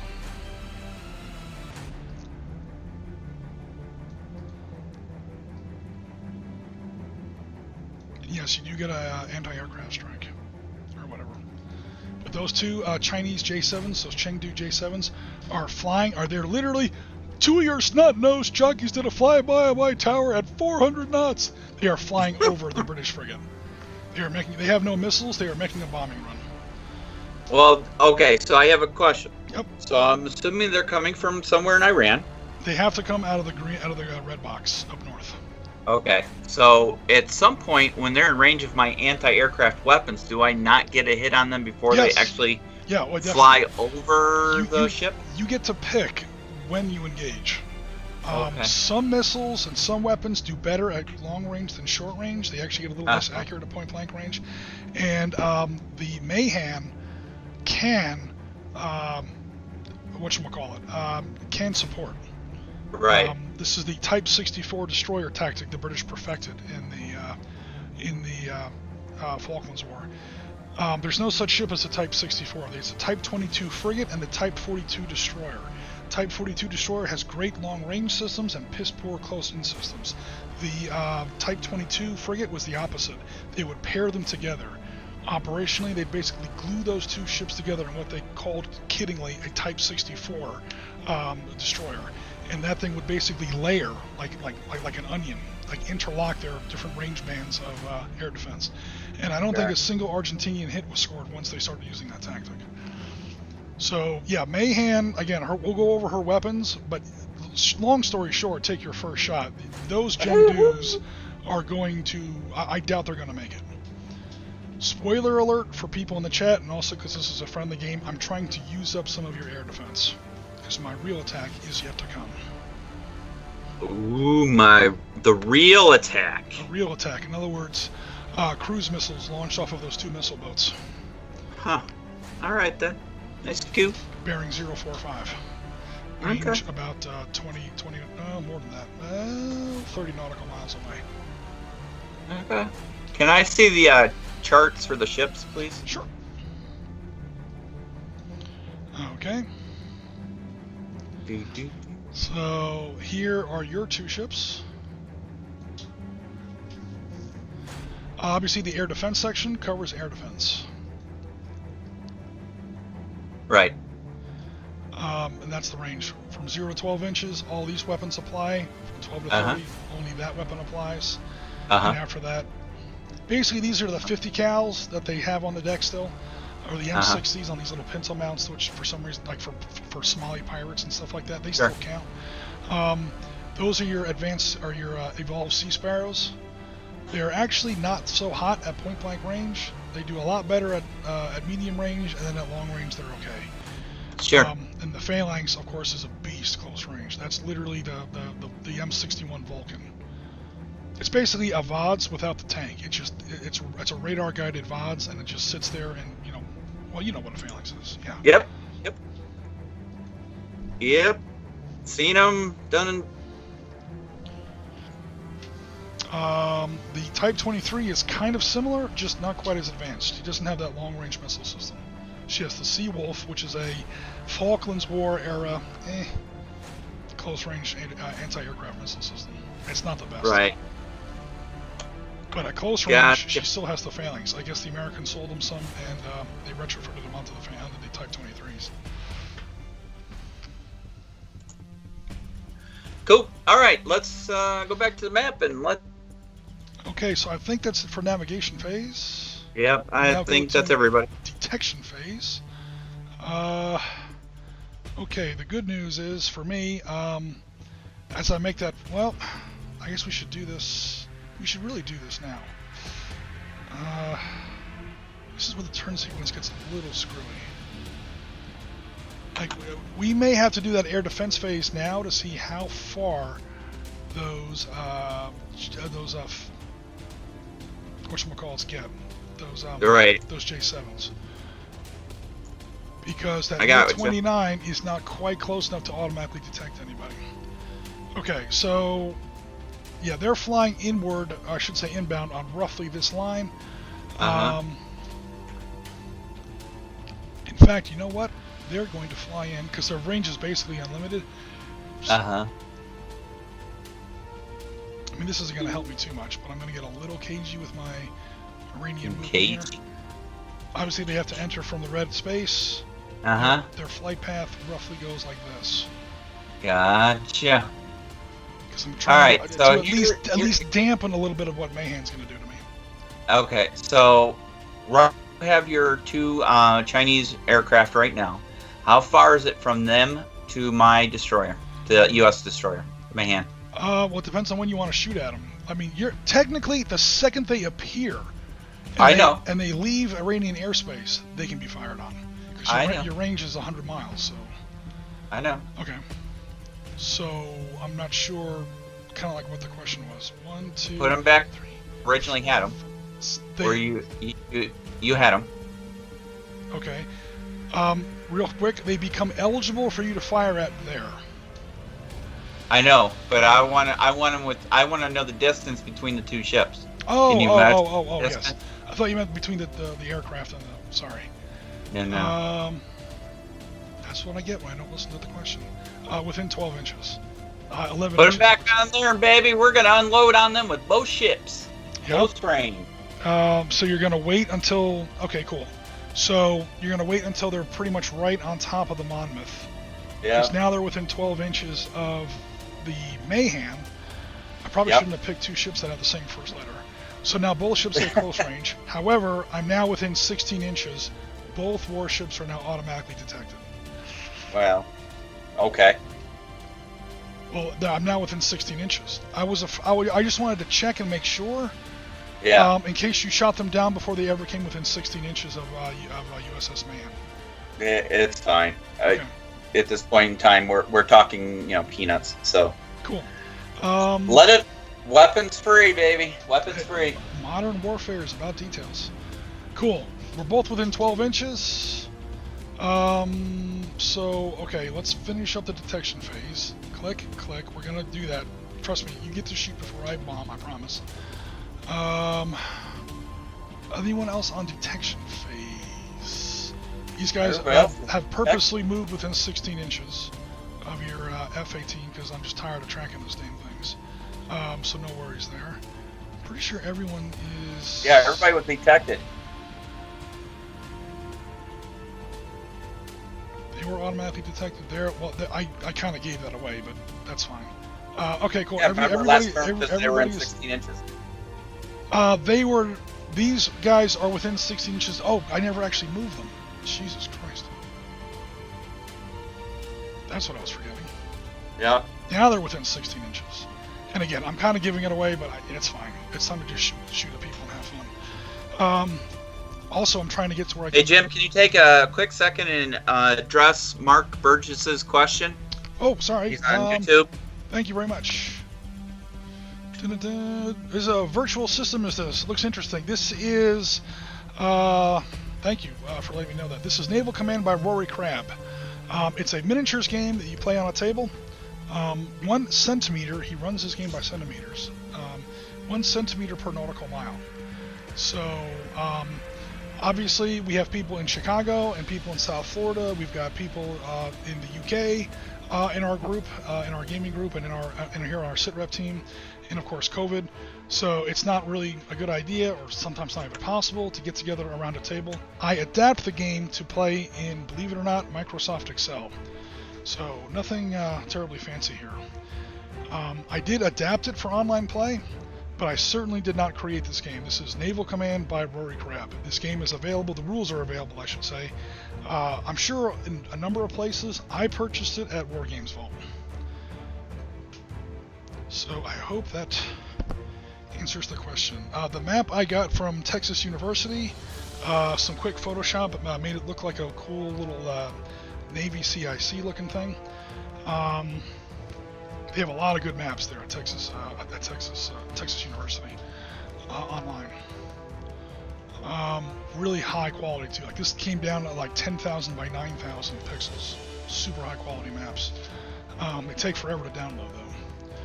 But then you put them in Photoshop and you play around with them a little. I make these pieces in Photoshop, and now we're literally just using them as miniatures on a table. Other than that, it doesn't have the rule. Okay, let me answer the next question. Have the rules meant the setup you are using way beyond my capabilities? It's actually a pretty simple system. In fact, I've added a little bit to it. The blind movement I made up, or I added to it, and the fuel mechanics I've added to it. But the game is actually pretty simple. It's just an Excel file, right, Jim? Yes. So I think he says he has the rules, but he's looking at the actual table setup you have. Oh, he has the rules. Sorry, have the rules. Meant the setup you are using. Oh, okay. Yeah, it's literally just Excel with a bunch of pictures pasted in it. The only part that some people, Mark, the only people that some people find tough is making the pieces. So I have to make these pieces in Photoshop. Not everybody has Photoshop, or is, I mean, I'm not like an Photoshop expert, but I'm pretty practiced with it. I pretty much just make up the pieces in Photoshop, and the map board as well. So, yeah, we're playing Naval Command by Rory Crabb with a few additions and some slight changes. And then you got another comment from Tom on Facebook who's asking, what version of Modern Naval Command are you using? Let me find out. That's actually a good question. Let me open up the rulebook. Alright, here's the actual PDF. There's a phalanx. Yep. Let's see if we I don't see an actual version number on here. It just says Naval Command. There's the proof that I actually did buy it. 2018, if that's any kind of a hint. He doesn't have an actual version number in here, but 2018 is the version that is the edition that I'm playing. Again, I did add a couple rules mechanics. The mast movement that we were using before, there's no more of it here in this scenario, and there is a little bit of I added this little rule mechanic for fuel mechanic for the aircraft. But I don't know what system that is. Where else is I gonna know now? So yeah, it's literally just Excel, and I make these transparent background images in Photoshop. I make them as PNGs, so they have a transparent background. In other words, they're not like squares or rectangles. And then I just paste them in there. And once you put an image in Excel, you can just move it around however you want. With any kind of miniature game in Excel, the only thing you are going to need, because obviously you can't hold a ruler to the screen, because oh look, it changes size. It's not going to work. You have to make up little virtual rulers. And if you'll notice, the virtual rulers are scaled pretty close to the actual grid on the table, so they give us pretty accurate measurements. It's actually a lot of fun. There's a little bit of work up front, I won't lie, but once you get it all set up and you build up a nice big stack of a nice big library of units and so on and so forth, you can make your maps as big as you want. You can make your maps as small as you want. When you have to really holy crap, how close are those F-18s? And that I keep losing it now. You can really, get some seriously precise measurements if you really have to. So you can actually be a lot more accurate this way than you can on a physical table. You don't have to worry about, knocking the table over. You save each turn as a tab in the Excel spreadsheet. Your setup, your turn 1, your turn 2, and so on. This way you can pause, come back later. You can fold up your entire table in a laptop, put it in your book bag, go to work, play a turn on your lunch break. Your table goes wherever you are, obviously. And number 3, if you get to turn 4 or 5 and realize, holy crap, we've been doing sonar wrong all this time, and you want to go back and fix something, you can just go back to whatever turn you made the mistake on and start over, because it's all perfectly saved. And last but not least, you have a battle report. You can make it literally like a video slideshow of your battle report because all the images are there. Every turn is saved in sequence. It's actually I almost don't recommend people play this way, because once they play this way a couple times and they see how great it is, they don't want to go back to real miniatures. Real miniatures will feel like a gigantic pain in the ass once you do this a couple times. At least the gameplay part. Of course, there's no real hobby involved, so there's that. But you have October 2019 and it says version 4. Okay, cool. All right, guys. So let me know if there's any more questions. And yeah, thanks for the heads up, Bill. I appreciate it, because I probably would have missed that. All right. Okay, so we're done with movement. We're done with detection. We now go to there's a lot of combat this turn. So okay, there is. Let's go through this nice and nice and carefully, because there's a lot going on. All right, these J7s, they're technically Chinese knockoffs of the MiG-21. So draw your own conclusions about their combat effectiveness. But they do have bombs, and they are coming in. They're going to bomb HMS Monmouth because they think they're Argentinians. I doubt they're going to have as much luck as the Argentinians. Hey, Jim. Yep. I have initiative, bud. It almost doesn't matter. You get to attack first anyway, but go ahead. Well, I mean, maybe I want to do a different combat. This is true. Not to steal your thunder or anything. No. It's not my thunder. I was talking about your turn. I know. I'm just trying to make sure. Yeah, no matter what, you're not giving away the bombing attack on the Monmouth if you do something else. I was just making triple sure I'm on a rules point in my head. I wasn't, right. testing No, I got you. I got that. In other words, oh, okay, I want to attack with the Monmouth instead, or the Mayhem. The Mayhem launches missiles. Now it's my turn. I drop bombs. No matter what, those J7s are subject to your air defense fire. That's a whole different thing. Okay. Right. So, yep, it's up to you. I just thought we'd do a little air-to-air combat first. Oh, that's right. We do have a dogfight in progress. Yes, we do. Okay, the dogfight rules. These two planes are pretty much equal. We're going to give the F-18 a +1 bonus because it's the F-8. It's an American pilot, but the planes are dead even. They're both +3s on dogfighting, and they're both 11s on defense. Electronics, avionics, maneuverability, the machines are equal. The Americans, yeah, we'll give a +1 just because of U.S. Navy pilots versus Iranian pilots. That almost goes without saying. Okay, so you're rolling a D10. It's a standard dogfight check. You roll a D10, you add the FA-18's dogfight bonus. That's a +3. I do the same thing. I am rolling a D10 plus the MiG-31. Sorry, the MiG-29's bonus, also a +3. The only difference is we're giving the American Navy pilot an additional +1 because Navy.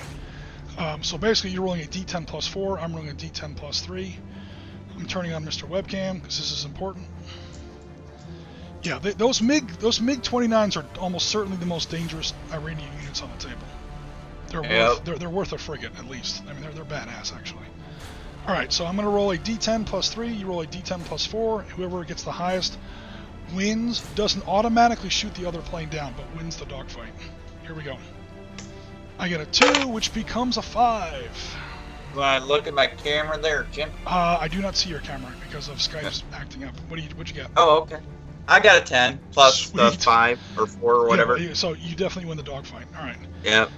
Let me make sure I'm doing this right, because he has it in like a two-stage process. Dogfight. Oh, for crying out loud.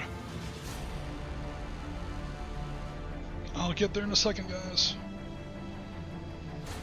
Air defense. We're going to be using that in just a second. Oh my god, machine, you're going to kill me here. Gunnery. Strike and intercept aircraft. We're getting close. Alright, here we go. Air-to-air combat. Air is moved within contact.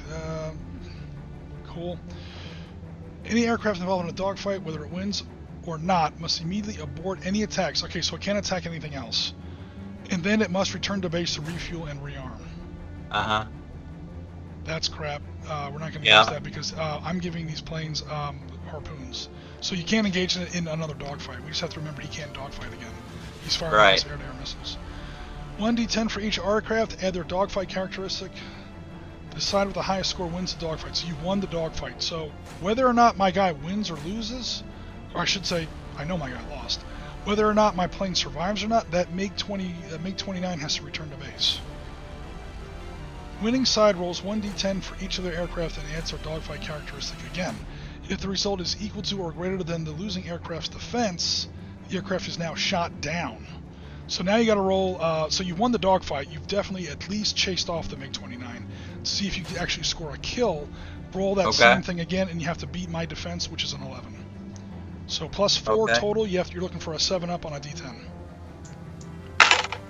Oh, I got a 10. A 10 becomes... I got a 7 plus so... A 7 plus a 4 is an 11. Yeah. So that's enough. That's a shot down MiG-29. Oh, okay. Yeah, you have to beat my defense.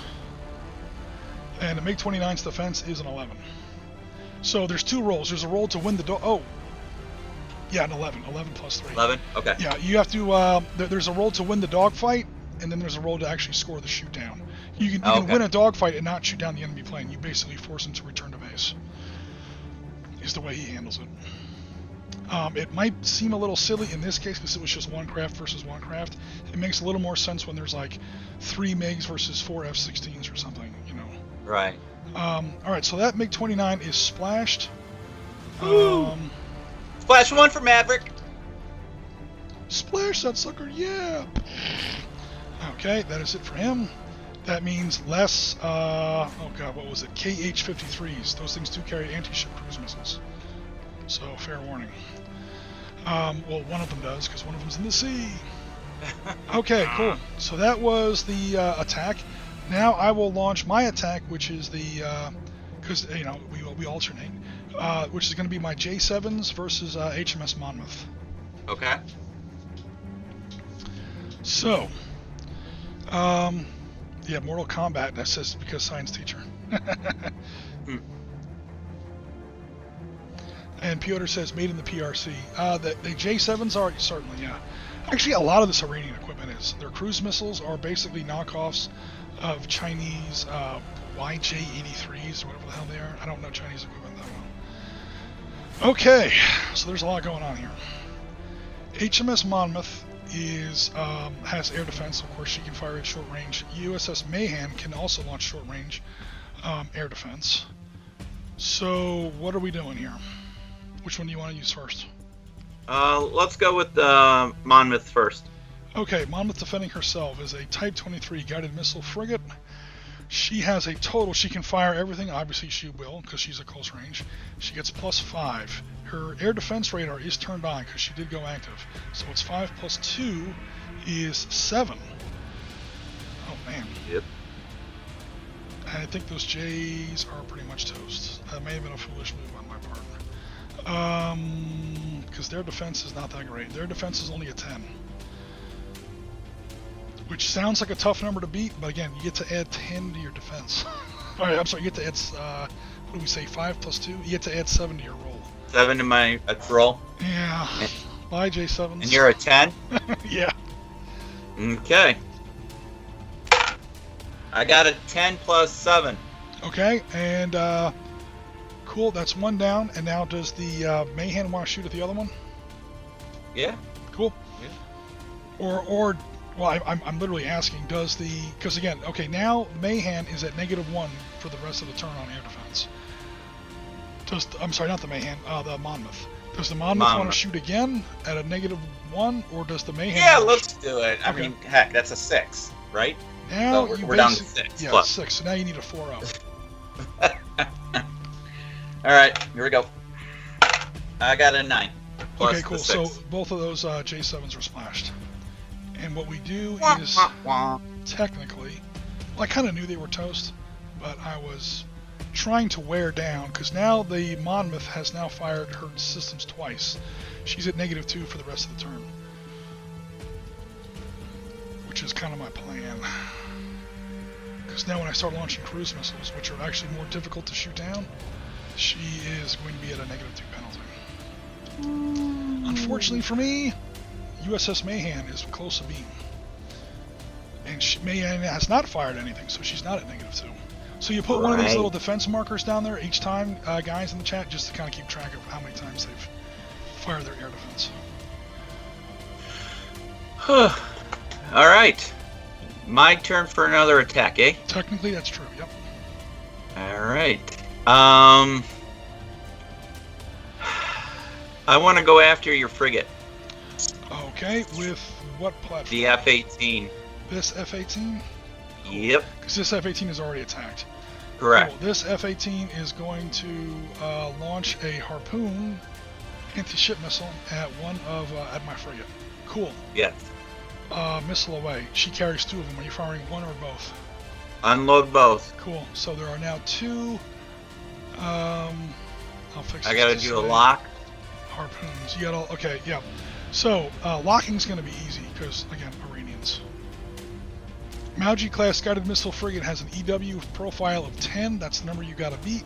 However, you are launching from an F-18 Hornet, which has a plus. Oh, Harpoon. Let me get the Harpoon's numbers. Harpoon has a +3 accuracy. So you're looking for. You need 2 7-ups actually. Because you're rolling 2 missiles. Both missed. I got a 3 and a 1. Oh no! Yeah, they just didn't lock on. What little bit of air, electronic warfare these guys do have was sufficient this time. That sucks. I mean, you can't table the Iranians on turn 2. I mean, you can table them on turn 4, but at least give me till turn 4. Hey, I sank a Qatari freighter, man, or a Qatari tanker, man. Yeah, go for the low-hanging fruit. Hey, it's 2 victory points. I'm going after some Omanis next. Okay, over to my turn for an attack phase. 2 exocets. Oh my god, I moved the world. It's now become the Poseidon adventure. The ocean just swamped all our ships. Okay, 2 exocets just launched off of Kanjar. These are the guys that didn't fire last turn. And they're going for the Monmouth. Alright. Okay, so before they hit, and before we can resolve that, we have to worry about your air defense. Yep. So, are we firing Monmouth first? Monmouth first. Okay. They're at 5 ups now. +2, plus originally 2 for air defense radar, 5 for total systems equals 7, and they fired 2. So they went 7, 6. This is 5. Yeah, so they have to get an 11. So you're looking for a ups. Yeah. I got a 4 and I got a 6. So I did hit 1. So the 6 did succeed. Yes, for a missile it does. For an aircraft it doesn't. Alright, so that's 1 missile has now... I actually have to roll a lock on here. On a 6, that is a hit. Alright, cool. So that's now a hit. Exocet has now hit HMS Monmouth. Sweet. My plan... those J7s did not die in vain. Okay, exocets are pretty serious anti-ship missiles. Just ask HMS Sheffield. They are +3s, and damage is a 6+ and a 9+. Alright, so let me turn on Mr. Webcam. This is an important roll, folks. Oh no, I dropped the dice on the floor. That roll does not count, because that would have just sunk the ship. Alright, for real, in the box. A 5 + 3 is an 8. That is... Okay, so here are the numbers for those of us in the chat. On the Type 23 class guided missile frigate, I rolled a, as you can see there, a 5. Okay, Exocet adds a +3 for its damage. No, wrong one. Yeah, plus... Where the hell is my Exocets? Hold on. There's a +3 for my Exocet. I'll show you guys in just a second. Hey, so Jim, no, finish your thought. I got somebody else who wanted to jump in on a comment. So okay, cool. So my 5 becomes an 8 that beats the 6+, but not the 9+. If I beat the smaller number, that's a light damage result. If I beat the higher number, that's a heavy damage result. 5 + 3 is an 8. That counts as light damage. Let me get through this damage phase, guys, and I'll get to the question. Exocet, SSM, is a +3 for my damage. That's where I got that +3 from. Okay, now in other news, light damage, it's a surface vessel. I roll a d10. I consult this chart here to see what happened. A 9. Primary weapon knocked out. A randomly determined weapon system is out of action for the rest of the game. Ooh. So I just blew something out of the hull. 1, 2... light torpedoes is not important in this game, but it does there. So I'm going to roll a d6. That's going to be a 1 or a 2. Damn it. Come on, machine. A 1 or a 2, 3 or a 4, 5 or a 6. Let's see what they lost. If Bill gets a 5 or a 6 here, that would actually be good for her, because we're talking about losing a weapon system that won't be used in this game. A 2, you just lost your 5-inch gun. Oh no. So I doubt they're really going to get to use that, but if we ever get within gunnery range with an Iranian missile boat, you won't be able to sink him with a deck gun. Okay, so that does count as a light damage marker, and now if I score a heavy damage on her, she will sink. No, that's actually not true. Alright, cool. Now, what was the question? Tom over on Facebook said the Monahan should have gotten a shot on the way in, and then he also stated he didn't believe there was missile accuracy done. And then Gas says there's a mustard. Mayhem could have gotten a roll. That's actually really true. But I did make the lock-on roll. If that's what you're talking about. Did make the lock-on roll. That one you did do. Mayhem, let's see, we made the roll. That was your first. Yeah, that's actually true. Multiple ships can make multiple air defense checks. So, actually, that's very true. Mayhan is active with a plus. I think she has a +3 air radar. Yeah. That's actually a really good point. I mean, it's cool because I'm going to just launch more missiles at him. Air defense radar is +3, so you get to roll an 8, and you're trying to get an 11 for the Arleigh Burke class. I get to roll a +8 to my roll. Yeah, it's 5 for your all. Okay, so basically you add all your rolls. The anti-aircraft guns gets a 1. Yeah. Yeah. You add all that together, you end up with 8.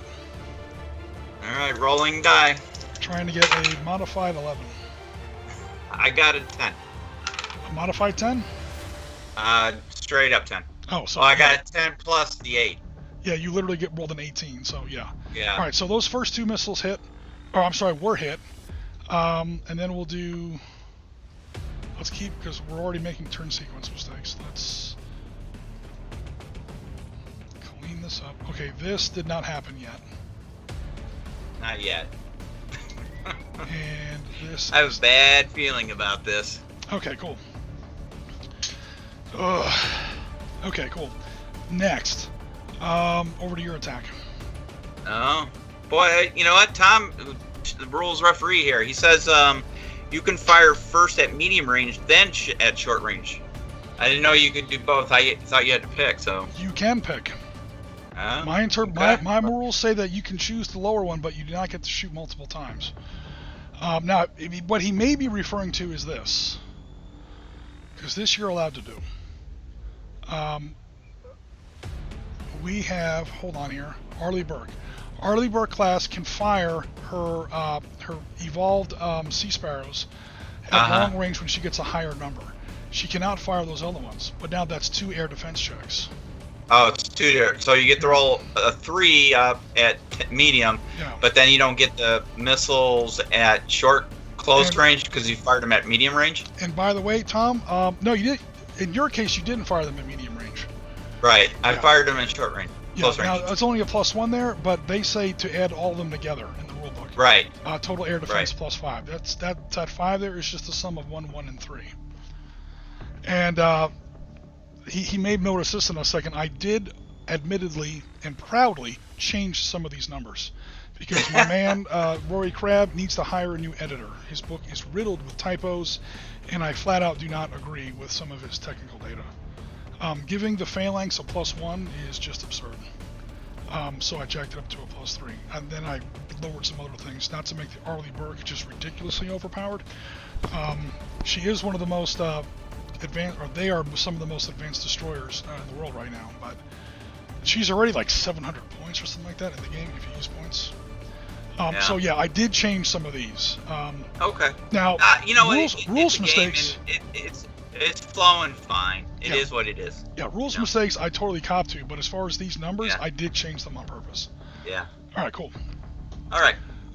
The biggest one being the Arleigh Burke should have gotten, or Arleigh Burke class, the USS Mayhan should have gotten that first roll. Absolutely correct about that. That's no dispute.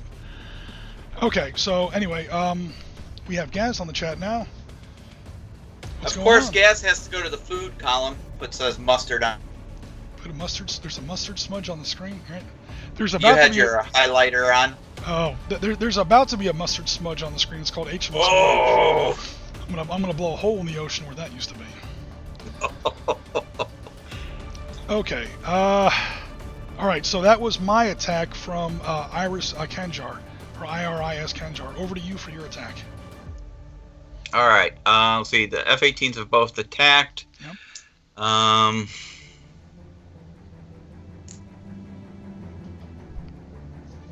right. Let's have the Manhan take on the gunboat, the Kanjar P-230. Yep. So who's attacking that? Mayhan? Yep. Okay, cool. Mayhan has an embarrassment of choices when it comes to what to hit with. 5-inch gun, I think, is out of range. You've got harpoons, which can fire 2 a turn. You've got tomahawks, which are for land-based, so don't worry about those. Light-guided torpedoes are out of range as well, so I take that back. You've got you can launch 2 harpoons if you wish. Or the Oh, the Tomahawks can't only do land. Yeah, Tomahawks. No, they can land do targets. ship. They can do ship. Yes. The rules say land attack. SSMs. All right. Well, then we'll pop them with some harpoons. Cool. 8 of those. You're firing 2. I'm assuming. Cool. So that's 2. Oh God, your rolls are like really good. But then again, you're the Americans. Fire control radar +2 because you are active. Accuracy of the harpoon SSM is 3. So to make your lock-on roll, you have to beat my electronic warfare profile, which is 10, with a D10 roll. But you get to add 5 to your roll. So you're rolling 2 D10s and looking for 5 ups. I got both of them rolled a natural 9, so +5's 13, 14. Totally. 14 for each roll. Totally locked on with both of them. All right, those are now coming in on poor Mr. Kanjar there. Mr. Kanjar is going to do his best. Air defense on those little missile boats is not the hottest. Air defense. I basically just have like a machine gun. +1. And he's trying to shoot, not a machine gun, like a 20 millimeter cannon. And he's trying to shoot down incoming. Oh boy, here we go. All right, so flank speed, electronic warfare, acoustic signature. He is active. His air defense radar is a great big fuck all, so never mind about that. I do get +1 for the guns, and I have to beat an 11. Yeah, I have to roll natural 10s. I get 2 chances. Natural 10s, because it's 10 plus. I have to tie an 11, but that's the defense of the. Again, now that we have a rules guy with us, which is actually really cool, because again, I had to relearn the system last night. I have to tie or beat the missile's defense, which is an 11. Cool. Now I only get a total of +1. This is again technology. These warships do not come with armor. They don't build armor. They're all like sheet aluminum and steel hulls. There's no armor anywhere in these things. All your armor is electrons. +1 for anti-aircraft guns at close range. I'm just making sure I'm not missing anything. My air defense radar is nothing, even though I am active. It is, yeah, I have to roll natural 10s. 10 + 1 will give me an 11, which saves me. A 3 and a 2, that will not do it. So that poor little missile boat just got hit by 2 harpoons. I think the harpoons are bigger than the boats are. The boats are.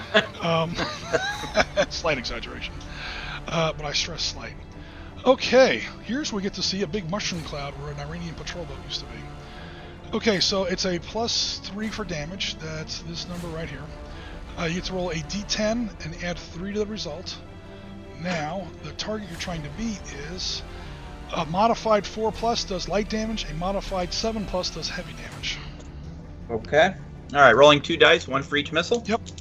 Because they both made lock-on checks, and I failed to shoot down both of them. They both had. Okay, my first roll was 5 plus the 3, so that's an 8. That's a heavy and damage. then 7 plus a 3 is a 10. Is a 10. That's 2 heavy damages. 2 heavy damages equal automatic sink. That boat doesn't sink so much as the pieces of it sink. She is out of there.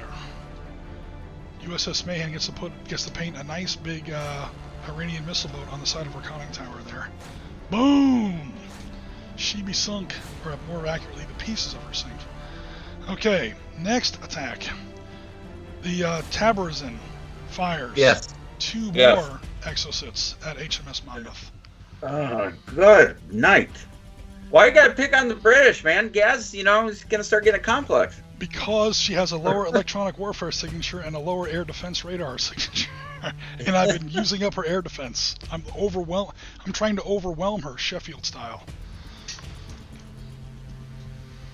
What I should be doing is targeting that stupid Omani air defense station. That's 2 more victory points right there. That's pretty much helpless. That's what I need to be doing, but... Okay, so Monmouth, what do we say? She has a 6 total, except she's now lost 3, so now she's only adding 3. Down to 4. It started at 7. Oh, sorry, at 7. 6, 5, you're right. It's 4. 7 and 8, not 6 and 7. I'm not cheating on purpose. Started at 7 minus 3, 4. She is looking for to beat an 11. She gets to add 4 to her result. She needs 2 7-ups. Yeah. Let's do it. Go for it. Neither of them make it. They both miss. I had a natural 6 and a 2. So plus what they add, the modifiers does not hit. Okay, so that is now technically a 4th check for for HMS Yep. Monmouth. Now, before we make the same mistake again, USS Mahan gets the check. And before I screw this up, I have to make sure both of these lock on. Oh yeah, we forgot to do the lock. 3 plus the radar, and I need a 10. I basically So technically, if they didn't lock on, I wouldn't have to do the defense roll, yeah? that is correct, but they both locked on. They did. A 7 and a 9. I got a good roll. Yep. So both those missiles are going to hit unless USS Mahan can save the day. Come on, Mahan. What's Mahan's modifiers at this point? Mahan started off as an 8. However, she's So we're down fired to 1. 7. She's now to a 7. She's still has to beat an 11. She's looking for 4-ups. I got a 17 and a 15. Okay. On 7-ups, you got a 17. Oh, because you got a 10 and an 8 naturally? Yep. Okay, cool. Yep. All right, those 2 missiles are shot down. No worries. Over to you for your attack. All right. Let's see. The only thing left really at this point is the Monmouth. Yep. The Monmouth where everybody is sweating bullets. Well, the Monmouth is going to try and take out that Tabarzan. Okay. Cool. Does it have a limited range? I don't know what that range. I don't see the. I'm gonna have to see what she carries. I know she carries something that long. Oh, she carries harpoons, American harpoons. Yep. No worries. The same basic weapon system. Harpoon, Exocet, SSN-15s. The whole world basically uses 3 anti-ship missiles, and then whatever the Chinese are making these days. Technically speaking, the YJ-83, which the Iranians call the C-802 Noor. That system has actually been sinking some people in the Persian Gulf in the last couple of years. Because modern warfare. You spoke, we listened. Okay, so yeah, it's 70 inches, 70 nautical miles. You're well within range. You are active, so you get to use your full fire control.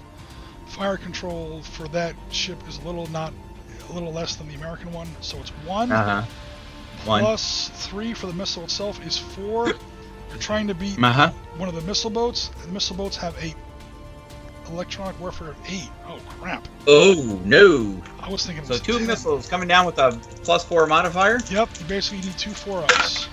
I got a 6 plus the 4 is 10, and 2 plus the 4 is only 6. So 1 hits. Okay, Oh, so I didn't lock on first.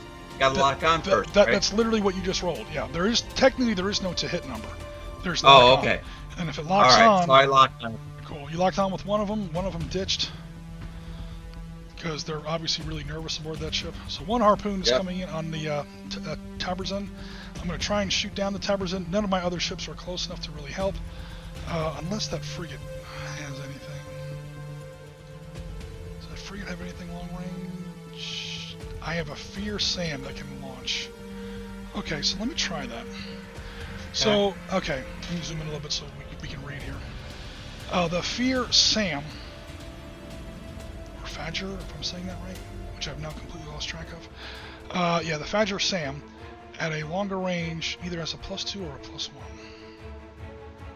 Depending on whether or not... I think you're within 30, yes? I'm going to see, because I don't want to make a mistake here. Yeah, you're with... Okay, yeah, I'm within 30. Okay, cool. So, yeah, I'll get a +2 on that.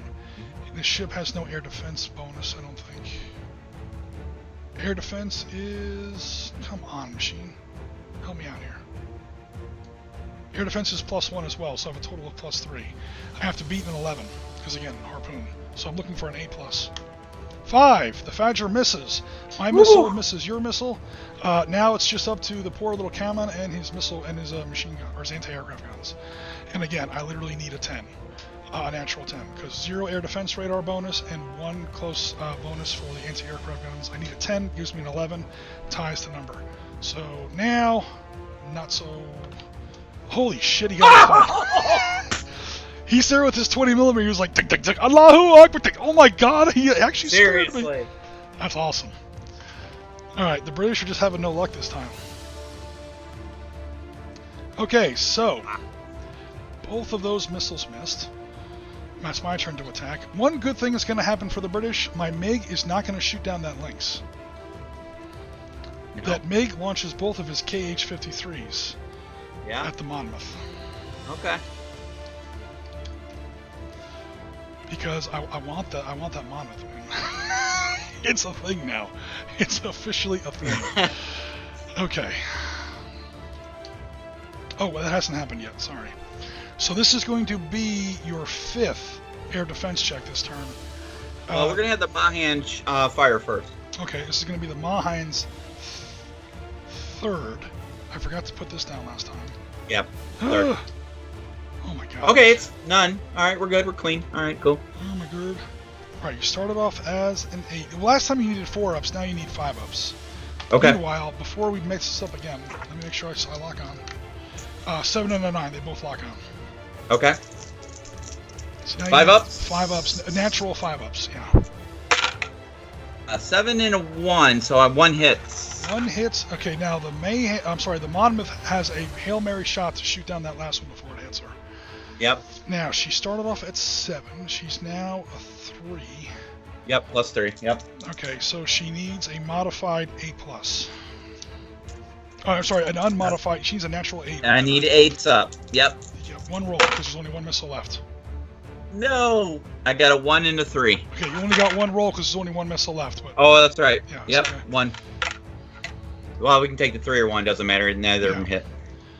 So yeah, that's how you wear down Western ships, guys. You just have to goddamn Chinese swarm them with missiles, and eventually they'll start failing. All right, so 1 KH-53 does hit. Just to speed things along, I'll just go ahead and say that light damage on the weapon system that we erroneously rolled before happens now. Otherwise, I'm going to roll and I'm going to blow up the ship, and that's not really fair. So the damage that we applied erroneously before we were corrected in chat, where the harpoon hit, or sorry, the exocet hit and knocked out your 5-inch gun, we'll say that KH-53 did that, and now the game is corrected. We're back on track, rules-wise. Okay. Cool. All right, and then I think it's over to you for. Do you have any attacks left? No, I have no attacks left. Okay, cool. I will go ahead and finish up my attack phase super fast. So, by the way, that does not count as a victory point yet. I've scored no heavy damage on the Mahan, on the Monmouth. Sorry, I have to do a heavy damage on that. All right, so what I'm doing now, just to kind of speed things along, 2 exocet, 2. Damn it, machine! This is why Gas shows up, to watch me fight with Excel. 2 exocet and 2. What do we say that was? YJ-83s. Okay, this is pretty much 2 missiles out of all these guys. By the way, this ship is now out of missiles. This ship is now out of missiles. Because I fired 2 before to sink that tanker, and I've now fired my other 2. That's all they carry, according to the rules I have. So both of these missile boats are now dry for long-range surface-to-surface missiles. The Jamaran is now launching her first ships, and they're all going for this Omani target objective here. So that's the impact point. Mahan is in range to try to shoot some of that stuff down if she wants. Okay. Although she's at a -3 for saturation. Well, let's let it fly. Jim says fight with Excel, but generally Excel just slaps him around every Yes, I fight with Excel, but it's never a fair fight. Excel always wins. Thanks, guys. I feel bathed in the warmth of your support as always. That's really great. I appreciate it.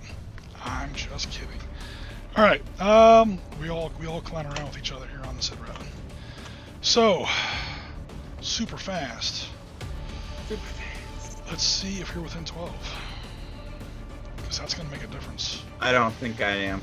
That's a negative Ghost Maybe. Rider. Oh, wait a minute. Before I get too ballsy here, no, you're like at 16 inches. Yeah. Okay, cool. I'm gonna get another objective. That's Oh, okay. you're so confident. You've already sunk 2 of my ships. And shot down 1 of my MiGs. In fact... I shot down 2 of your MiGs. Negative Ghost Rider. You sunk 2 of my missile boats. Those 2 Chinese ships, 2 Chinese planes. They literally, I mean, yes, short answer, they don't count. And when I say they don't count, I mean they literally don't count. Oh, I thought I gave victory points for shooting down MiGs. Oh, see. Okay, yeah, we're giving victory points for. I thought I could have sworn I put that in there. There were never victory points for shooting down those J7s. I knew they were like flying clay pigeons. I mean, come on.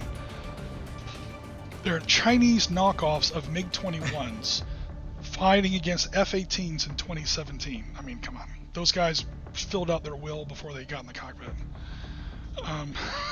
They were like, ground crew, just check the ejection seat. But sir, your avionics, I don't care about any of that shit. I just make sure the ejection seat works. This plane's never coming back. Okay, cool. So, getting off track here. Medium range. Your Phalanx won't reach that far, obviously. Your 50 cals won't reach that far, obviously. You're 16 miles away. However, those SM2s will definitely launch. Those are your evolved Sea Sparrows. So your air defense is a 3. 3 is 6. Minus. You've now fired 3 times, I think? Yeah, 3. So you're back down to plus 3. And you're trying to beat an 11. So, again, you gotta get 8 pluses. Man. First, I always forget this. Now, this is going to be an easy lock-on because these guys have crappy electronic warfare, but let me check. Turn on webcam so everything's fair. All 1. Let's go. 1. Dude, those first 2 missiles missed. Those first 2 exocets just missed. Oh my god. That's why I turned on the webcam. Everyone sees I'm being fair. Lines. Those second 2 exocets are downrange, man. And those YJ-83s are, I think, equal. Plus 3s. Fire control radar is 4, and I need to beat a 5. Yeah, basically I can't roll a 2. I need at least a 3 up. A 6 and a 7. Yeah, the other 4 are hitting. All right, cool. So go ahead and roll 2 8-ups. All the missiles do the same damage, so you don't have to worry about picking exocets over the YJ-83s. I got a 10 and a 9. Those 2 are for shot my down. rolls. Okay. So I got both of 2 shot down. Yep, I got them. And then technically that's a separate attack. Now this part of the rules is really fuzzy. So I'm sorry, Bill, you said his name was Tom on the Facebook chat? Yes. Tom, yes. If I'm doing this wrong, I legit ask for your help because the rules are very badly written here. He says for each successive, air defense attack. I know it's not for each missile individually. The way I took it is from each target, from each platform. I have 2 ships firing 2 missile attacks at your 1 ship. When you engage 1, doesn't matter how many missiles are in it, you get the same roll. That counts as an air defense series of rolls. And then against the other ship, or for missiles coming from the other platform, that's going to be the -1 and -2 and -3 and so on. That's the best interpretation I could wrangle out of those very badly written rules, or at least very vaguely written rules. So if I'm getting it wrong, let me know. Tom's answer to you is, he said second attack and each ship fires separately. Each ship fires separately. Okay, cool. So I am actually doing it right. All right, cool. So the second ship, so there were 3 attacks there. 2 of them missed. That was from the Shashmir, so who cares about that? The Phalicon fired 2 exocets. You took an air defense roll against that, shot them both down. You didn't have to engage the first 2. 2 against the second one, shut them down fine. This now counts as your 5th attack for the 2 YJ-83s fired from Jamaran. So now you're looking for, hold on, you started off at 8 plus, or I should say plus 8 to your roll. You've now fired 4 times, plus 4. Yeah, you need 2 7-ups. Yep. Because you're trying to beat a modified 11. And you get to add 4 to your roll. So a 7 plus 4 would give you an 11. Neither of them hit. Neither of them hit the missile, or neither of my missiles hit? No, neither of them mine counters. Cool. I got a 6 and a 1 in my natural roll. Sweet. So now those 2 are going to hit the actual installation. Son of a biscuit. That's going to be 10s plus 3s. Same rule as it's a civilian target basically, so the same applies up here. Now it's pretty much just meat and potatoes. It's just once I get past American Electronics.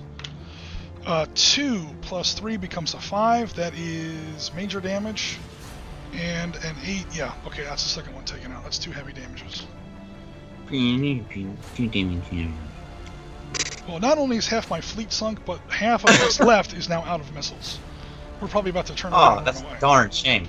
Well, if it's any consolation, my F-18s need to go back to base now to rearm. That is technically true. One has used up all his air-to-air stuff, one has used up his air-to-ground stuff. Yeah.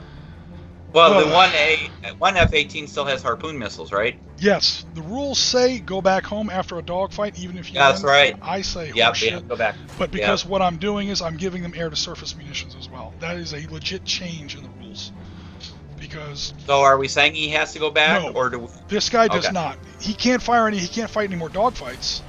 Right. Until he returns to base, but he has two. I said exosuits, didn't I? He has 2 harpoons. Yeah. That he can still launch. Okay. Obviously, the secret here is to launch as many missiles at a single target in a turn as you can, because that's when you get these stack ups and things get messy. Okay, now what else? I think that was the end of the turn. That's the end of the attack phase. We do have damage control. Light damage can be mitigated by damage control checks, 1d10 per ship. A 7+ removes the damage and the effect caused by the marker. So see if the British can roll some damage control on HMS Monmouth. 1d10, you said? 1d10, you're looking for a 7+. Off the table. How did I miss that? I don't know. 2. Did not mitigate. Right. Cool. Now we go to turn 3. I don't think we're going to make it to turn 6. Okay. Which is a good thing.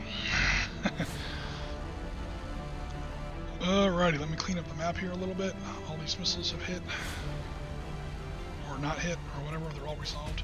These now all go away. Everything kind of reboots and resets. Come on, machine. And Gaz is just making fun of me in Excel because I'm determined to sink this British frigate. Not very neighborly of you, I have to say. You're in my neighborhood. The Persian Gulf is my lake. Cool. Oh wait, what am I doing? I'm leaving those there just for victory point conditions. Remember that you knocked down those 2 J7s. Yeah. Okay, cool.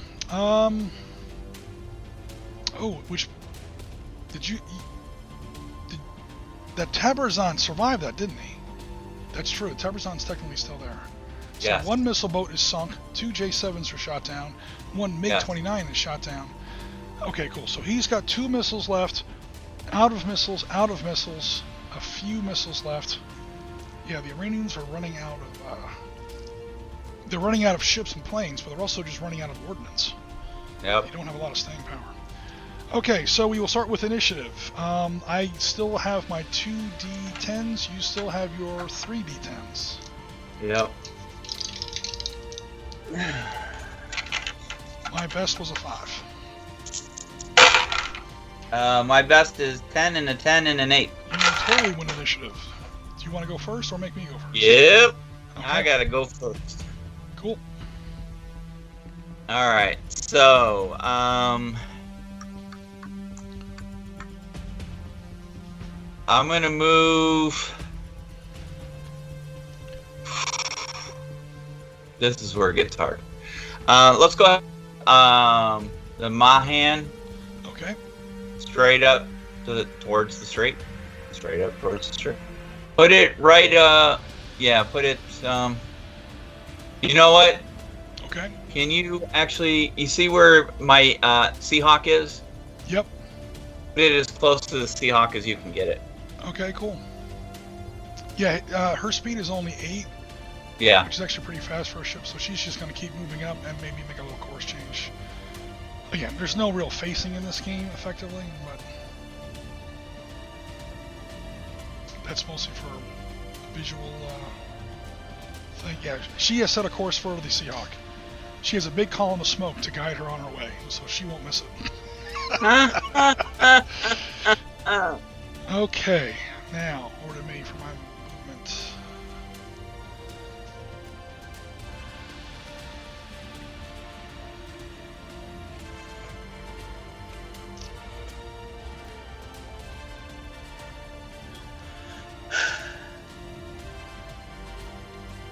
This is probably a bad move, but it's going to make a fun stream. Center dot. I believe we can see each other. Probably. Radar-wise, yeah, right over top of those teeny tiny islands. The two flagships are bow on. Here we go. It's like Trafalgar all over again, except not really. Oh no! Another tsunami. Okay, that is my move. Over to you. Alright, let's move the Monmouth. Yep. Let's have her go parallel to the Mahan. Best Okay, you can. so, well, yeah, she can move any direction she wants as long as it's 8 Right. inches. Because again, 32 knots. That damage has not affected her speed yet. That's all topside on the forecastle. Where is the 8? There's the 8. I'm trying to do this with a minimum of zooming. Although I'm going to have to zoom a little here.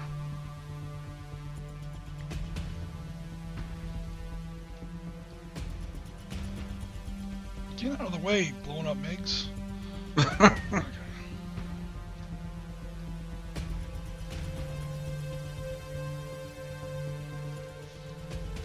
She's trailing a little bit of smoke, but she's okay. Just don't ask her to get into a gun battle. Which is weird for the British Navy. That just hurt that British captain to say that.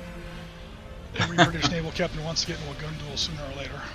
He's like, of all the weapons I had to lose, it had to be my gun. My one gun. Welcome to the modern Navy. Okay, over to me. My MiG is dry on air to...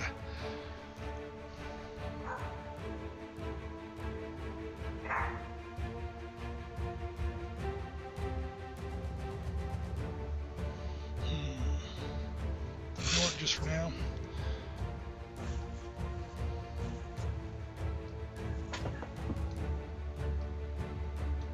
Okay, over to you.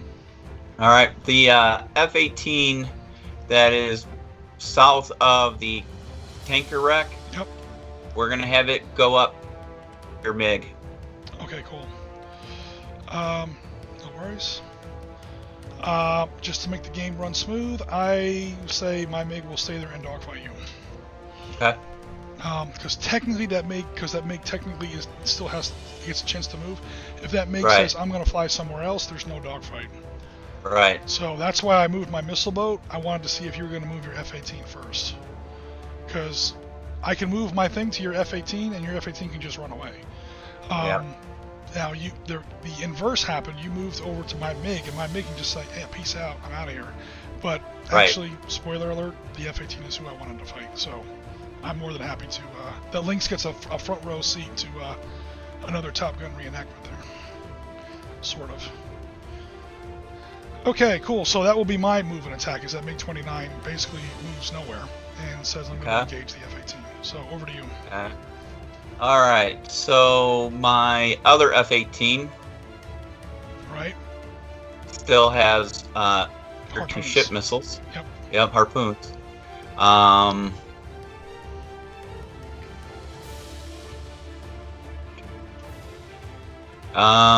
You know what? I'm just going to keep it right where it's at.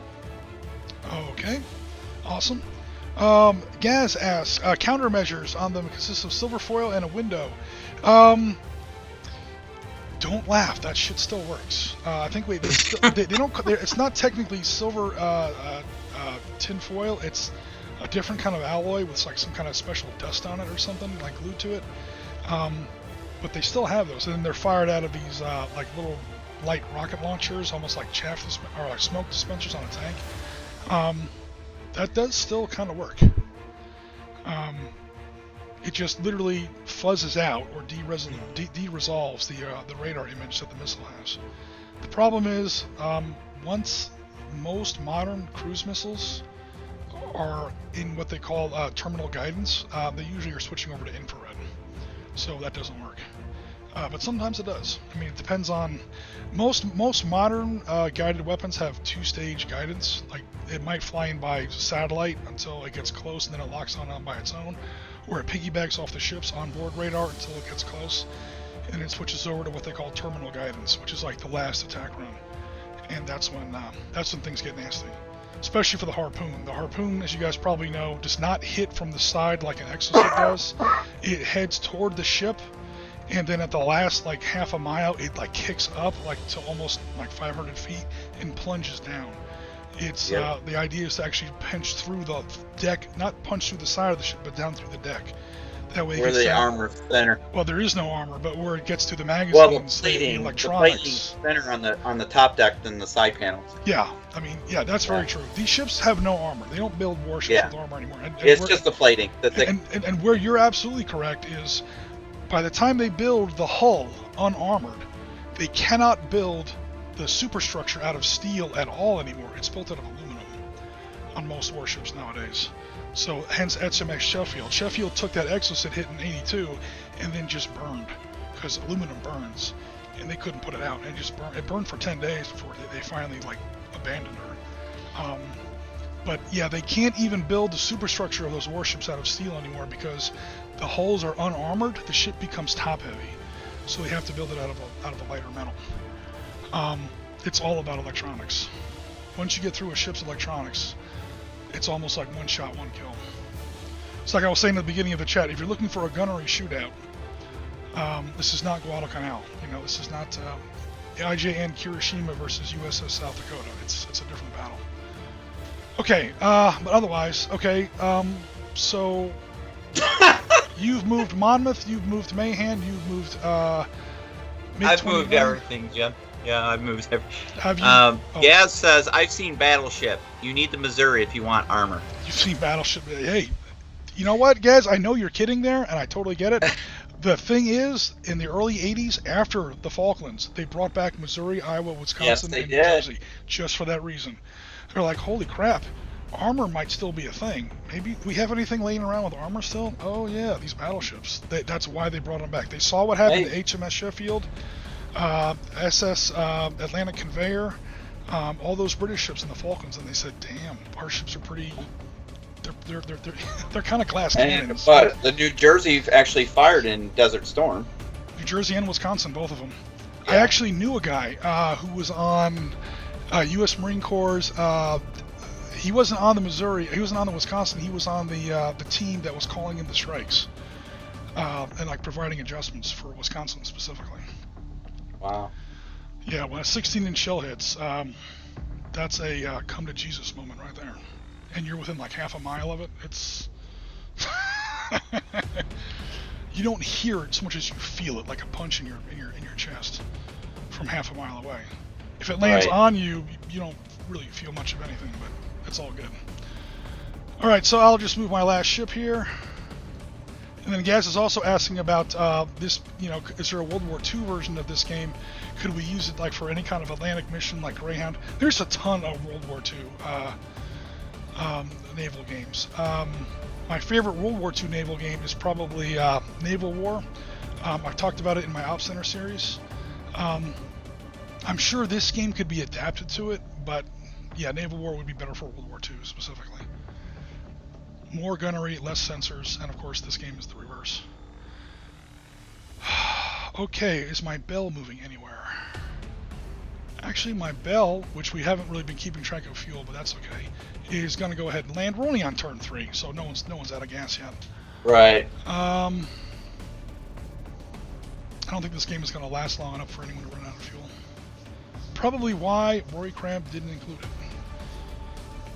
Oh, I never moved my surviving frigate here. Or, sorry, my surviving gunboat. Mm-hmm. Do I want to move that close? Yes, because I have guns. And I want to shoot 40mm chain guns at a U.S. Navy destroyer just once, just so I can say I did it. Here's the one nice thing about these missile boats, they are fast. Just so I can kind of recreate what really did happen in April of 2017. This, of all the crazy shit in this game, this actually did happen. What's about to happen here? Okay, I think that's everything moved. Because you didn't want to move that links, did you? No. Okay. You know what? Yeah, I might as well. Okay. I might as well. I mean, It's it's got a 35-inch sense it. movement, so it's practically, effectively limitless. Put her back on the Monmouth. She comes back, she sees that fire on the fog, so she's like, guys, what the hell did I miss, man? Holy crap. Okay, All right. and I think that's all the movement. Yep. So now we're going to go to detect. Well, never mind detection phase. Or let's go straight to attacks. You get to attack first since you won initiative. Whew.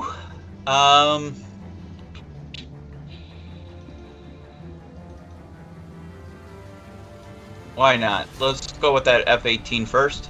Okay. We're gonna target your frigate. Oh no. That ain't right.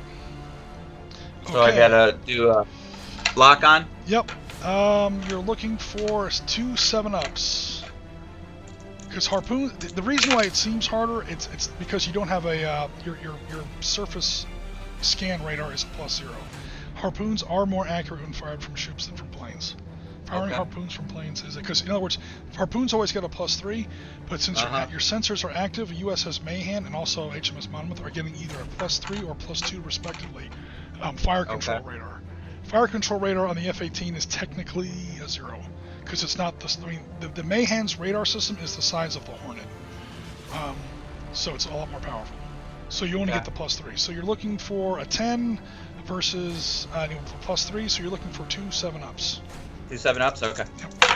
Natural. I got 10 That's plus the and a 4. So I 1 hit, 1 or miss. 1 locks on. Yep. Okay. This will be now. This one probably won't hit, but what it will do is it'll use up one of my defenses. Okay. Because I've got 2 escorting gunboats that can also help. Where the hell is my frigate? Cool. No, cool. Air defense radar is on and +2, so I got a 3. I have to beat an 11. Oh, I need an 8+. That's not great. An 8. I got an 8+, exactly. Come on! 8 + 1 + 2 = 11. That's just enough to shoot down that missile. Okay, but that counted as his air defense. So, yeah, the advice is to kind of bum rush him a little bit. Kind of like I did with Monmouth. Alright, your turn. Okay, MiG-29 is going to dogfight FA-18. Ooh, going dogfighting. Yep. We're basically just rolling. I'm adding 3, you're adding 4. And again, it's an unofficial U.S. Navy +1 bonus. Just 1d10, right? Yep. That's just to see who wins the dogfight. Technically, mechanically, the FA-18 and the MiG-29 are dead equal. I went it with a 4, becomes an 8. No, it becomes a 7, sorry. And then what was your roll? I'm sorry, I got a 7 plus my modifier. Push. Okay, so you roll out an 11 versus my 7. That is F-18 wins the dogfight. Now, F-18, roll another D10. Add your 4. You're trying to beat an 11. You need a 7-up. I got a 4. A 4. The MiG-29 bugs out. So he does not count as shot down. Damn. And then my MiG will have to bug back out too at that point, so. Yeah, because now both of them have. Well, mine is returned to base and is gone. Right. Yours can return to base and then come back like immediately the next turn. Oh, okay. Yeah, once they so land when you bug out, doesn't mean you're out of the game then? Yeah, you have to return to base. Okay. Yeah. Okay. The only reason I'm doing this way is because, yeah, I mean, your planes are not. I see what you're saying. They're not counted as defeated or anything. Right. That MiG-29 is probably damaged or something happened. Yeah. Gotcha. Yeah. This game doesn't really try to be like a dogfight game. It's dogfighting is part of like the overall naval combat mechanic, so it's super kind of abstract. Gotcha. Okay. Interesting thing about the links, you can press the collective down beyond 0 to achieve downforce and press it into the deck. Oh, this is for your emergency landing? Or you could just kick it over the side of the ship and get you a Blackhawk. Oh no. I wonder if that little frigate's hangar would accommodate a Blackhawk. Probably not. Blackhawks are probably pretty big. I know Blackhawks are big. Yeah. Lynx is big, but not that big. I think Lynx is, I'm sure Gaz can check us on that. Lynx is a lot smaller than a Blackhawk, I'm almost certain. Not a super helicopter expert by any means. All right. Oh boy. All right, so that was my attack, even though the F-18 won. And now it's over to you. The Mahan. Yep. We're gonna go ahead and do some ship-to-ship combat. All right. We're gonna try and hit your frigate. Cool. So now these, I almost said tomahawks. These harpoons are going to be a lot more accurate because the radar that's guiding them to target. Again, I talked about that two-stage guidance. Is a lot more powerful. Basically, you get a +3 and a +3. Is it +3 for fire control or +2? I know you get a +3 somewhere. It's +3 for air defense, so it's +2 for fire control, +3 for the missile itself. Gives you a +5. So now you need two now you need 2 5-ups to lock on. 2 5-ups. All right, here we go. 8 + 5 and a 4 + 5. 4 + 5 does technically miss because you needed a 10, and 4 + 5 is a 9. Yeah. So now Mr. Frigate will now attempt to fire. I need a 9-up to shoot this thing down, because before I needed an 8-up. A 4. Okay, so that is 2 checks, and both have missed. Alright, now the 2 little baby gunboats are going to try and do their best. They literally need 10-ups. But I get 2 chances because there are 2 gunboats there. Or 2 missile boats. A 3 and a 4, they both missed. That first harpoon does hit. All 3 Iranian ships have failed their air defense check. So, okay, before we get corrected, yes, Tabarazin, in fact, let me go ahead and do that. Tabarazin could have helped. Because as the missile's flying here, I'm within 12 inches of its flight path. Yeah. Again, it's only a 10+, and I'm only doing this because I know Tom's going to correct me in the Facebook chat, which he totally needs to. I'm not an expert on this system. And a 7, I missed anyway. Okay, now it hit, and we did it legit. Cool. So, D10, add 3 to the result. Let me see the numbers you need. I think it's the same as yours, a 6 and a 9.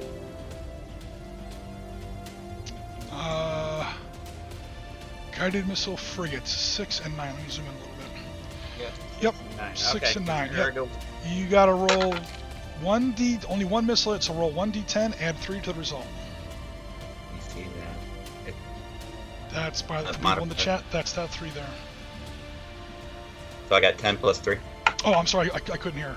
Yeah, 10 + 3. So you rolled the natural 10, right? Natural 10. Cool. So that becomes a 13. That was a solid ass hit. Literally the best you can roll.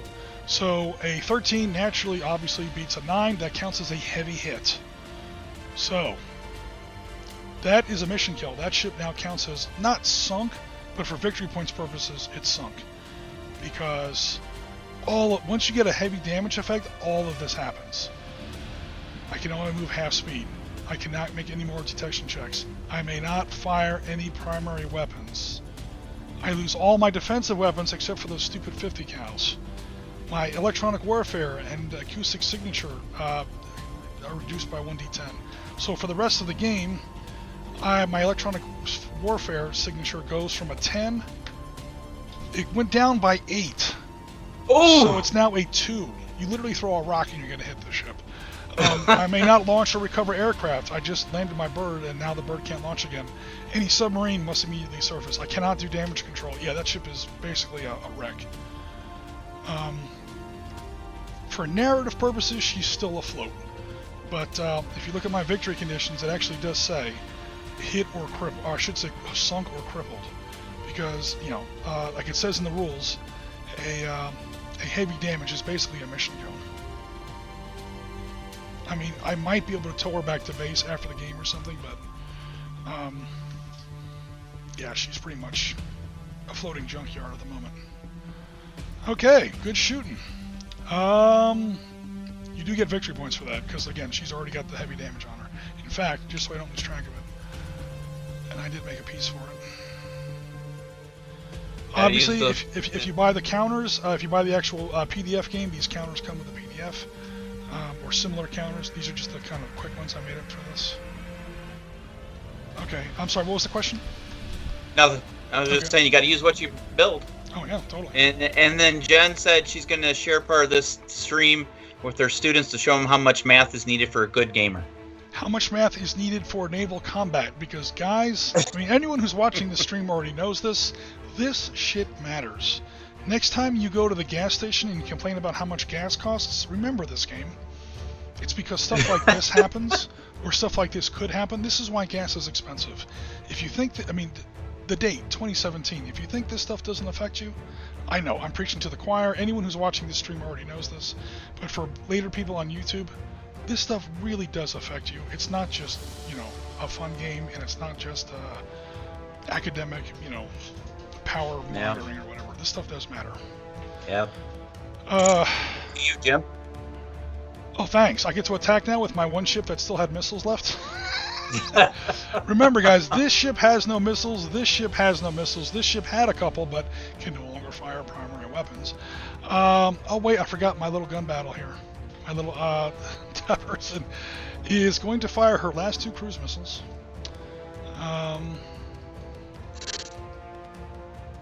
At the Mayhem, because pointless. 32? Oh my god. This isn't Darkstar. Exosets. I still can't type today. I have a new keyboard and I'm not used to it yet. Okay, 2 exosets, and then I'm also going to just shoot my guns at you because why not? They won't do any damage. Okay, so it's not 2, it's not 3, dude. I wish it was 3. It's only 2. Okay, let me try to lock on. I doubt they're even going to lock on, to be perfectly honest. Missile boat, my fire control radar is only a +1. +3 for the exoset makes +4 total, and I have to beat an 11. Your 11. EW number is an 11. So basically I need 2 7-ups on those 2 exosets right there. 3 and a 6, they both failed. That 8 was already there. I wasn't trying to be cheesy. Alright, those both missed, so you don't even have to engage them. They fall into the ocean. And I checked that 20 times, because that seemed kind of weird to me, but that is how he wrote the book. You check for lock-ons first. That way the player can say which ones, I guess they're the ones that are actually like coming towards him. He knows which ones are probably going to hit. That was probably his thinking on that. Okay, so now I'm going to go ahead and cook off those guns. These probably will hit, they just won't do anything. Also, I wanted to get at least 1 gunnery attack before the game was over. Hitting with gunnery, you are a destroyer. I have to roll a 6+. My fire control computer is at 1, so I now have to roll 5 up. My rate of fire on that gun is only, I think, a 1. I have a 3-inch gun, rate of fire of 1. I'm going to open fire. I need to roll a modified 5+, or a natural 5 up. A 5. I did tell you with my 3-inch gun. Then I'm going to fire my secondary weapons, my 20mm and my 40mm guns. Same chance. Note the damage, -0. Are you within range? Yes. Because they're only 6-inch range. Range of 6 inches. Sorry, I was thinking close range. You are right. You are right. Check. I want to make sure. No. You know what I was thinking? Might be. You know what I was thinking? I was thinking 12 is always close range for the air defense. I was getting my air defense and my regular gunnery mixed up. No worries. I just want. No, close. No. You're totally right. And it was a mistake on my part. Because trust me, I'm going to watch this YouTube video later. Yeah, we're going to call that 8 inches. So I was close enough for my 3-inch gun, but definitely not close enough for my secondary weapons.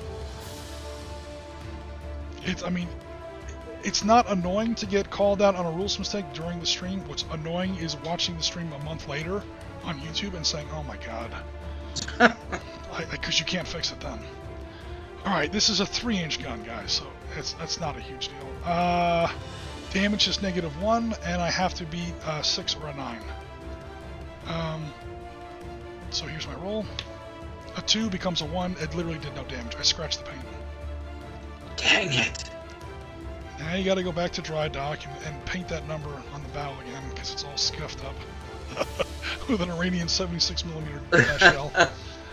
Basically the same gun you see on early war T-34s. Yeah, that's what I'm working with here, guys, so pity me, pity me. She's flying around with F-18s, I'm firing T-34s at people. I mean, basically a Sherman's gun. Not even one of the good ones. Okay, that was my attack. Over to I you. have the Monmouth. Yes. Gonna go ahead and hit that little pesky boat there. The Taberson up there by... Yep. Cool. Yeah. Awesome. You just can't... Well, you're not in range, so... Oh no! The one time you could have fired his 12-inch gun? He's not in range. Or not, it's 12-inch gun. Jesus, he's not a battle cruiser. He's 5-inch 12 gun. guns. It's literally the HMS Dreadnought carry 12-inch guns. Let's pull up that ship. Here we go. Yeah, 5-inch gun has a range of 12. That's what I was thinking of. All right, Yeah. but you got 2 harpoons left. You've got 8 of them. I think you fired 2 so far. You've got plenty. So fire 2 more harpoons.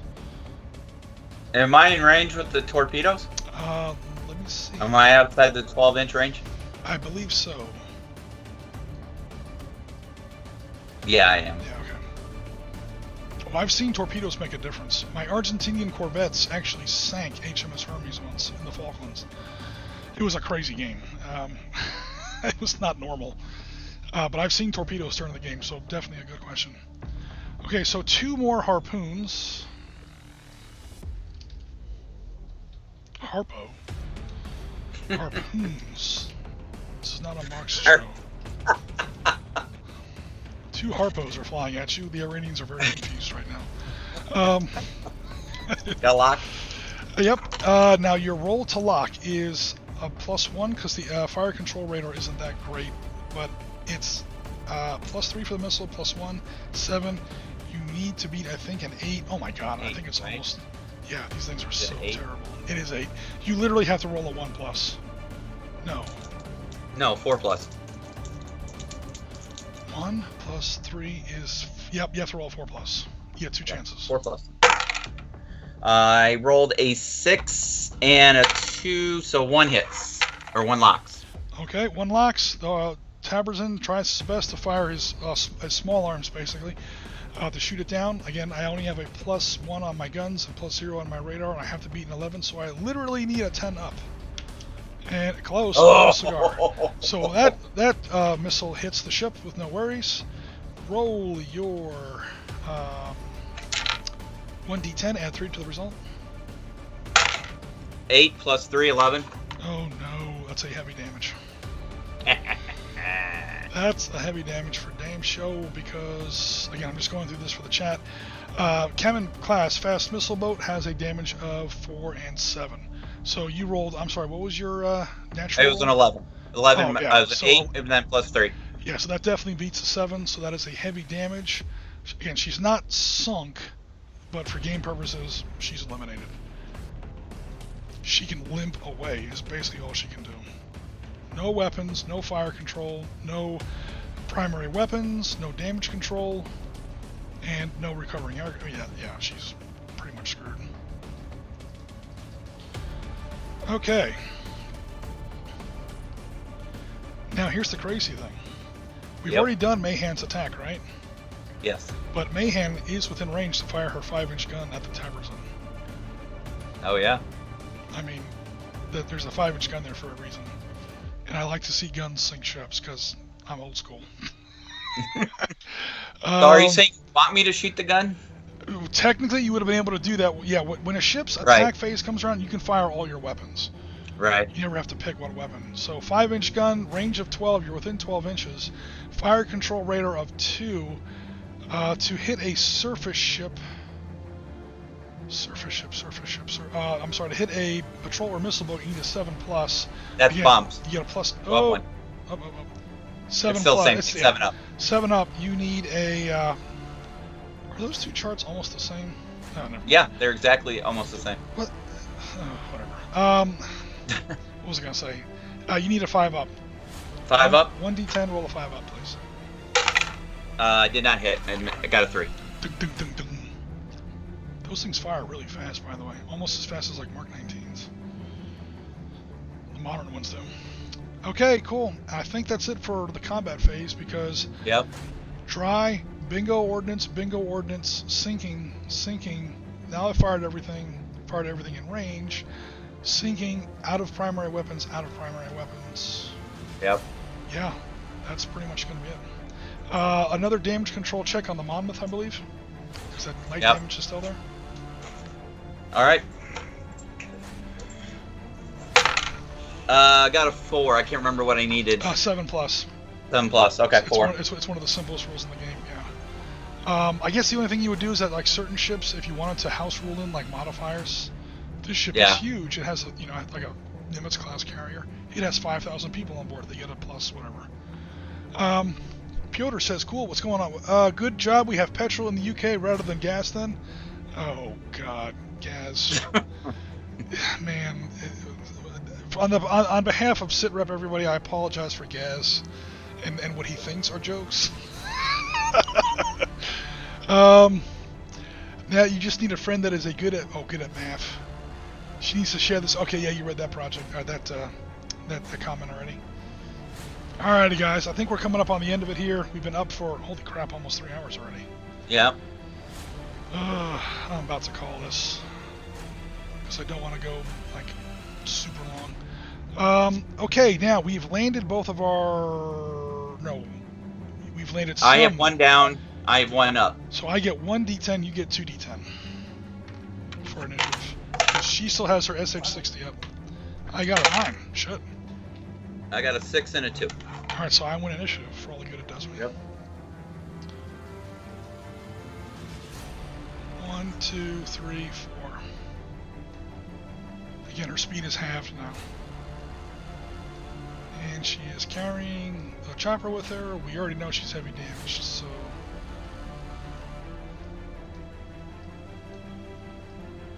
Yeah, she has come hard about and she's heading for home. Okay, over to you for navigation. Alright, I'm going to launch my links with the anti-ship missile. Okay, cool. And then you get to move up to 35 inches. We're going to put it within range of the Falcaron. Okay. It's got, what, 8-inch? An 8-inch, yeah, so 1, 2, 3, 4, 5, 6, 7, 8. Perfect. Okay. Over to me.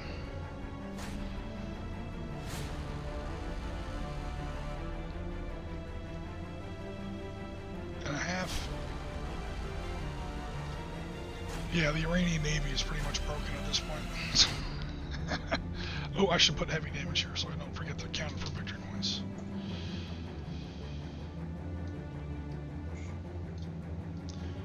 Alrighty, that's going to be my navigation. I've lost both my MiGs, I've lost both my J's. Oh my god, dude, I got the shit. Oh, no big surprise. I did knock out 2 targets though. I may actually come close on points. Okay, over to you for navigation. Mahan, just move it directly east as best you can around the land as far as she'll go. 2, 4, 5, 6, 7, 8. She's rounding that cape. Again, there's no 6, for people in the chat, there's no 6 nautical mile rule for Omar. There is a 6 nautical mile rule for Iran. That is not part of Iran, that's part of Omar. Omar doesn't want to get involved, but they're happy to have American assistance right now. Is kind of what we're imagining. When you move the helicopter, that was also Monmouth's turn. So did Monmouth want to also move 8 inches? Yes, please. Because, I mean, now that she's launched, the Lynx and the Monmouth are separate units for movement purposes, but when she was still landed, they count as the same. Okay, so now it's over to my turn again.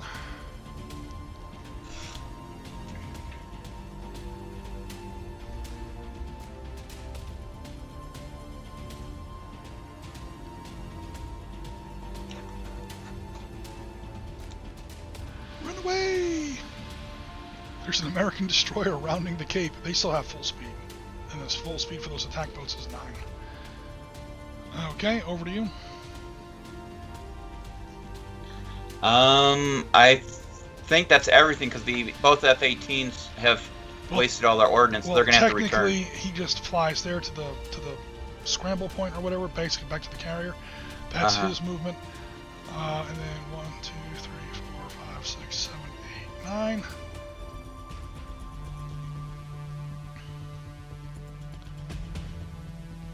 And then basically they don't get to attack anybody this turn. Next turn they can come in and attack somebody. Even if we have a next turn. Okay, so yeah, that MiG is not coming back because he was literally chased off in combat. as opposed to these guys who are leaving just because they need new missiles. Right. Okay, now I think that is it. Yep. Unless the Seahawk wanted to move. Nah. There's no point. That Seahawk is literally just sitting there just chilling, man. He's like... Yeah, helicopters are your eyes and ears. So helicopters are how you remain out of range of enemy sensors. That probably wasn't going to happen because this battlefield is so small, or battle space. Yeah. But in like open ocean, you stay on one side of the map, especially Americans with their 70-inch harpoons or whatever. They just hang back and they send out their Seahawks. Seahawks spot, and the Russians never see the American ships. You can shoot down the Seahawks, but by then they've already just swarmed you with harpoons. And you've detected the enemy ship, and they've never detected you, and it's over. Again, those Seahawks might be in trouble, but the last thing they're going to see is some sinking Russian cruisers. You win a big game. Okay, so there's no point in detection phase. Everyone's kind of already detected. Let's go to attack phase. This I think will be Mayhan's last harpoons. Think so. She only carries 8, and she's been firing 2 a turn. This is turn 4. Yep. Okay. I win initiative, but I literally have no weapons left. Correct. Literally have no weapons left. Those little gunboats have like deck guns and shit, but other than that, yeah. So that's my attack. Is nothing. Over to your attack. All right. Well, we'll just try and hit the Falcon. Yep. You are. Oh. Yeah, you know what? Fuck it, you're clear. I mean, there's a island there, but who cares? I mean, it's up to you. You call it. No, it's totally cool. Okay. I just didn't want the Iranians or the Americans to kind of hide here and just use Oman as a ping pong table. That was gonna be weird. Also, those harpoons do have like some kind of navigational guidance. You can steer them a little bit. I know Tomahawks have like terrain following radar, but anyway. Cool. So, okay, how about we call it this way? Mayhan can, Monmouth can't, because Monmouth is clearly shooting. Yeah, there's too much landmass. Yeah, landmass. All right, so Mayhan can go ahead and fire off her 2 to lock on. She needs to. Oh God, I think she needs a 3-up. It's +2 for her fire control, +3 for the missile is 5, and the number she needs 8, isn't it? 8. Yeah, so she needs 2 3-ups. I got a natural 10 and a 2. Okay, so one missile is coming in. You got a bad batch of harpoons. I tell you. Chinese. Made in China. China. Yeah, I don't know. Because, I mean, we're shooting Chinese missiles at you. Maybe that's the problem. Some subcontractor cheaped out and put Chinese components in those harpoons, and now that they refuse, they have a code in them. I refuse to attack an Iranian or a Chinese ship. So, you have like little Manchurian candidates inside your harpoons. So, so one hit, I'm going to try and shoot it down. I literally need a 10-up, because harpoons are badass. Nope, that's one harpoon, hits the Falcon. Okay. The Jimmy Falcon on late night TV. And what do I need for... Oh God, it's pretty bad. You need to, you made the lock-on check and I missed, so it automatically hits. Yep. Now you just roll a d10 Yep. for damage, sorry. Yep. And add 3 because of harpoon. I got a 5. 5 becomes an 8. Common class missile boat has a 4 and a 7. So an 8 beats a 7. That's another one with major damage. Or heavy damage, I should say. Yeah, I mean, you guys look up Iranian missile boat and then picture a harpoon anti-ship missile hitting it. Do a Google image search, and it's kind of amazing that these ships are even afloat at all.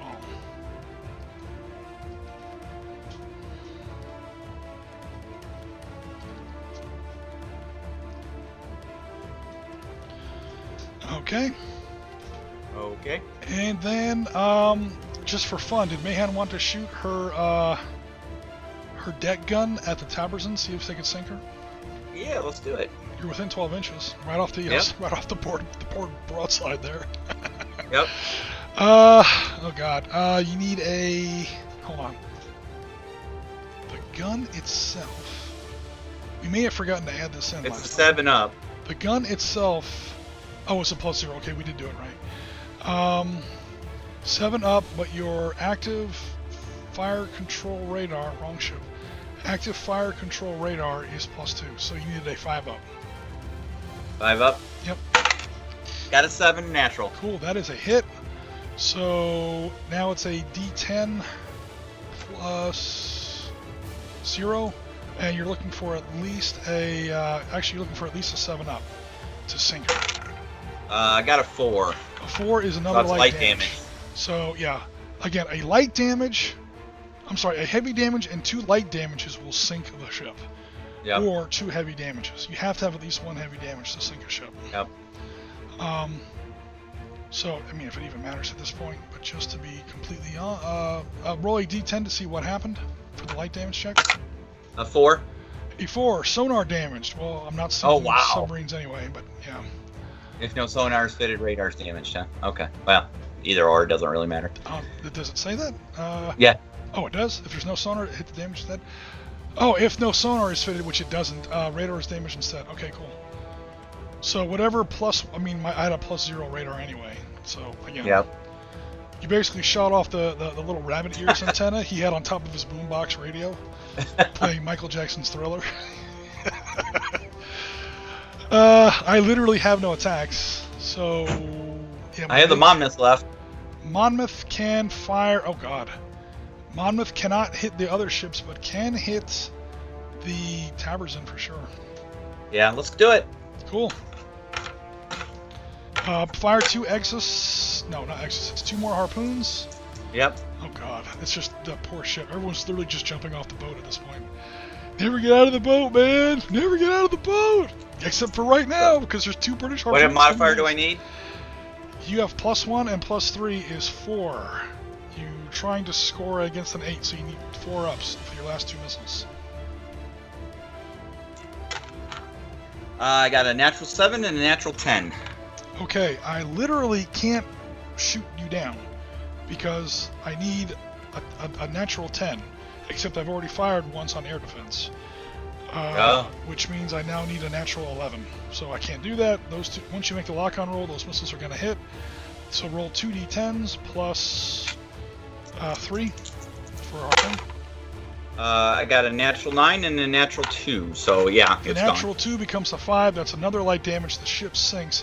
As she's sinking, she gets hit with another heavy damage from the other harpoon. Yeah, pieces of the ship are re-entering orbit somewhere over Pakistan somewhere. Ship is toast. So I'll just go ahead and clickety-clack her the hell off my map.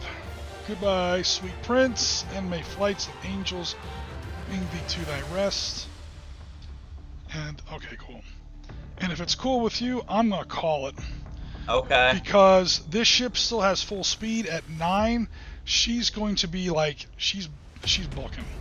Yeah. And everybody else, once you get, I mean, we could screw around for a few more turns, hunt them down with guns, because you're out of missiles now, and sink them with gunfire. But for victory points purposes, once you get to a heavy hit, it counts as a heavy hit. It counts as a victory point. Hey, I got 2 F-18s that are ready to go and rock and roll. But yeah, you're right. No, it kind of pointless. You know what? I did forget about that. They do come back on turn 5. So, okay, super fast. Because I don't want to stop the counting because I'm losing. The topical political joke for the day. Oh no! Screwed up my map there. Okay, unselect please. Alright, he heads down. We have another question from Twitch there, Jim. Oh, really? Another person asking what game this is. Oh, cool. Welcome to the stream. That is a new person. Thanks very much. Just because science teacher says he went there. Yes, I did. Alcohol is officially banned in Iran as far as I know. Oh, man. Okay, anyway, guys. There's a bunch of chat I have to keep up on. This is, to answer the question there, Naval Command by Rory Crabb. Excuse me. We have a situation set up here for 2017 Persian Gulf. This is the highly, what's the word here? The spike in tensions we saw in April May of 2017. And we're imagining, just for purposes of our game here this afternoon, that things got a little bit worse. And in real life, I think it was some machine gun fire, like splattered against the side of an American destroyer, specifically USS Mahan, DDG 72. And I think some star shells or some flares or like some warning shots basically were fired back at Iranian, not Iranian Navy gunboats, Iranian Revolutionary Guard Corps gunboats. So we're saying that just for purposes of our game today, that things got a little bit worse, and there's not a full-scale war because again, Mahan is not launching tomahawks into Iran to take out Iranian air bases. It's not a war, but we're having like a six turn, that would be an hour and a half long incident. This game specifically, we have turns off at the end of 6 turns. The UN Security Council demands a ceasefire. So basically, we're creating an imaginary incident here, and we're seeing how it may have played out. The question I kind of wanted to ask with this scenario, or experiment with, is could Iranian surprise and land-based air power offset American advantages in technology and firepower, also Iranian numbers? I don't think it really did, but we're going to find out in just a second. So the last chance really for the Americans to do any damage here before she escapes off the table is going to be these 2 F-18s that arrive on turn 5, because the game's about to end anyway. I gotta do my damage control. Oh, Do you the have end of turn anybody 4? who can do damage control? Did you already do that at the end of turn 4? No, I didn't. I'm gonna do it right now. Okay, cool. 7 up. I did not make it. I got Okay. a 1. So. Okay, so now we're at the beginning of turn 5. We've done navigation. So again, USS Mahan would probably round the turn here around this northern tip of Oman here. However, she's not going to get within gun range in time. I'm literally just faster than you are. I have a 9, and I had like a 30-mile head start. You have an 8. However, I can't outrun F-18 Hornets, so... All right, you've got now these F-18 Hornets with their harpoons are not as accurate as shipboard Hornets harpoons. So we're looking at a total of 4 missile attacks. Yeah. Because they're each, I'm assuming they're both going to fire 2 missiles. Yep. So that's going to be they have to get, oh god, I keep forgetting, an 8, and they get a +3. They basically get 4 chances at a 5 up. 5 up. Yes. 2 hit. Okay. 1 is a 10. 1 is a 5. Okay, and then what? 2 hit. Okay, so 2 hit, and then 2 got a 5, or 2 got a 1 through a 4? Yep. Okay, so I can try to shoot down 1 with a 10. After that, I have to pretty much just, take it. At 1. Oh my god, that's the exact opposite of what I needed. Okay, so both missiles hit. 2 D10s, add 3 to both results. I got a 6 + 3 is a 9. 2 + 3 is a 5. That is a heavy damage. Ooh, she actually does survive. I mean, she counts for victory points. Because you got a modified 9, you said? Yeah. That's a heavy damage. And then a modified 5. 5 is a light damage. So she got a heavy and a light. Same as the other ship. But she I still have my links that could shoot. You fired. It You never has fired that anti-ship. anti-ship missile, did you? No. We totally missed that. Go for it. I mean, she only Alright. counts as victory points because once you get a heavy damage on her, it's fine. Yeah. But yeah, I obviously cannot shoot air defense at you now. This would be my 3rd air defense roll, and I needed a 10 anyway, so now I need a natural 12 on a D10. Not gonna happen. All right, so that SCUA class surfaces or air-to-surface missile, which is really kind of weird, but she does have it. Links, C SCUA, range of 8. I know, it's kind of crazy. Missile defense of 11 doesn't matter. Damage of +2. Radar +1. Okay, you need to roll a natural 7 up to hit it, because you have an electronic warfare of 8, and oh wait.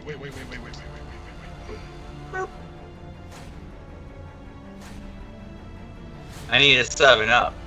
Yeah, you need a 7 up, but that's the radar. Where is the missile? The Lynx has a radar. What's the missile's radar? Oh no. I'm sure that missile has at least a +1, so you need a 8 - 2 as 6 up. I'm not going to look it up now, but yeah, it's probably a 6 up. That's an educated guess. I got a 6. All right, that's a hit. D10, add 2 to the result. I got a 9 plus 2 is 11. That's a second heavy damage. She is now sunk, legitimately blown up. Boom. Boom. I mean, she was already victory point kill, but now she's literally killed. Now we can call the game, because there's literally nothing left. Not unexpected. I kind of expected the Iranians to be tabled. It was just, could I do any kind of damage before that? And I don't think I'm even getting close. Because I was trying to at least damage. Well, I did lightly damage. I was trying to. Yeah, you did light damage. I was trying to cripple the Monmouth. Okay, so it's 2 points for everything I destroyed. I destroyed 1. I destroyed 2. That gives me a total of 4 points. Yeah. I think that's it because I didn't sink anything else. Okay, you sank 5 Iranian ships, so that's 4 to 5. Well, that's 5 points for you, and pretty sure that's, oh no, 1, 2, 3. You saved 3 other objective X's. So that's and the MiGs. 3 is 8. Yeah. And the MiGs were not in the rules, but I think we said we were going to change that midway through. 1 victory point for each 5 turn 6. 1 for each Iranian warship destroyed or crippled. Okay, yeah, we'll add the MiG in there because it doesn't matter. I mean, it is what it is. So. The second MiG didn't die. Yeah. So it's 1 MiG. But it would be 1. That would be a total of 9 to 4. Would be the score. Good game. That is payback for that Prokhorovka mess. I'm not going to say it's payback for Gaz and his crown victory in the SItrep Cup game, because I had no part of that, but I did have part in that 4-1 Prokhorovka game. Yeah. So there you go. You got some payback on my poor Iranians. That's not right. It's our water. It touches our land. You know it's ours. Come on. Good game, Jim. Cool. Awesome. Yeah, definitely. Well done, especially for your first time with the system. Not a hard system to pick up. So. I mean, literally just I mean, I'll give him all the credit in the world. He cast a wide net. If you actually look at this rulebook on War Games Falls, or wherever it is you buy it, he covers anti-piracy operations, littoral combat, sonobuoys, submarine warfare, ballistic missiles. I'm talking about nukes, by the way. I mean, there's nothing he does. He gets all of modern naval combat from say 1960 to today. Yeah. You can do. And when people think of naval combat as like a genre of wargaming, it's not. It's a series of genres. We were talking about this before the stream. Yeah. Naval combat is not just one more thing. It's littoral combat, landing Marines. It's how that works. It's strikes versus Iranian airfields. It's it's Russian submarines sailing up Chesapeake Bay. It's air war. It's satellites. It's a big system. He's got Somali pirates. He's got everything from the Kirov battlecruiser into a skiff with a Somali with an AK-47 in the bow. I mean, he covers everything. And it's a pretty simple system. And then on the back of the book, he has basically every navy that you could conceivably run across. Yeah. So it's a big book. There just, I think, needs a little bit of polish on some of the tables, because I don't know, some of the numbers I don't really agree with, and then there's just like some blatant typos. And not like, oh, he misspelled a word, like there's a 1 and an 8, it's supposed to be an 8 and a 1, like as far as rate of fire on harpoon missiles and stuff like that. It's but yeah, definitely a good system overall. I guess, especially for the ambition, especially for everything he tried to cover in one book. Yep. It's not Harpoon, so I mean, which is a good thing. Harpoon's a great game. You will literally kill yourself trying to learn and play that game without a computer. I've tried it a few times. I lost the USS New Jersey at one point. I mean, it's a rough game. It'll teach you how Naval Command really works. Yeah. But it's not really accessible. I think later on they came out with it on computer and it did better there. Naval Command, this system here by Rory Crabb, is a nice little kind of a middle of the road, detailed enough to be realistic, well, at least a little bit, but not so detailed that you lose your mind trying to learn it. Cool. All right, guys. All right, everybody. We're going to go ahead and close out the stream. Thanks very much, Bill, for helping us out. And you betcha. Enjoyed it. Thank you, Jim, for your hard work. For my poor little Iranian clay pigeons here. Other than that, thanks, everybody, for all your support. We'll be back again later on this week with some more, SItrep content. But for now, we're going to log off. Take care, everybody. Thursday night, I'll be painting up some miniatures from North Hag. Looking at some new blister packs that came out. Like some actual hobby on our hobby channel? How dare you? Yeah, some actual hobby. Okay, guys, keep an eye out for that. I also do have some more content for Tuesday that'll come out. So we're going to have a little bit of a better week this time than we had, the week past. There was some, we talked about it in some of our podcasts. There's a lot of stuff going on. But we should be back on track now. So take care. Thanks for your support, and I'll be in touch, or will be in touch, during the week coming forward. So thanks again, everybody.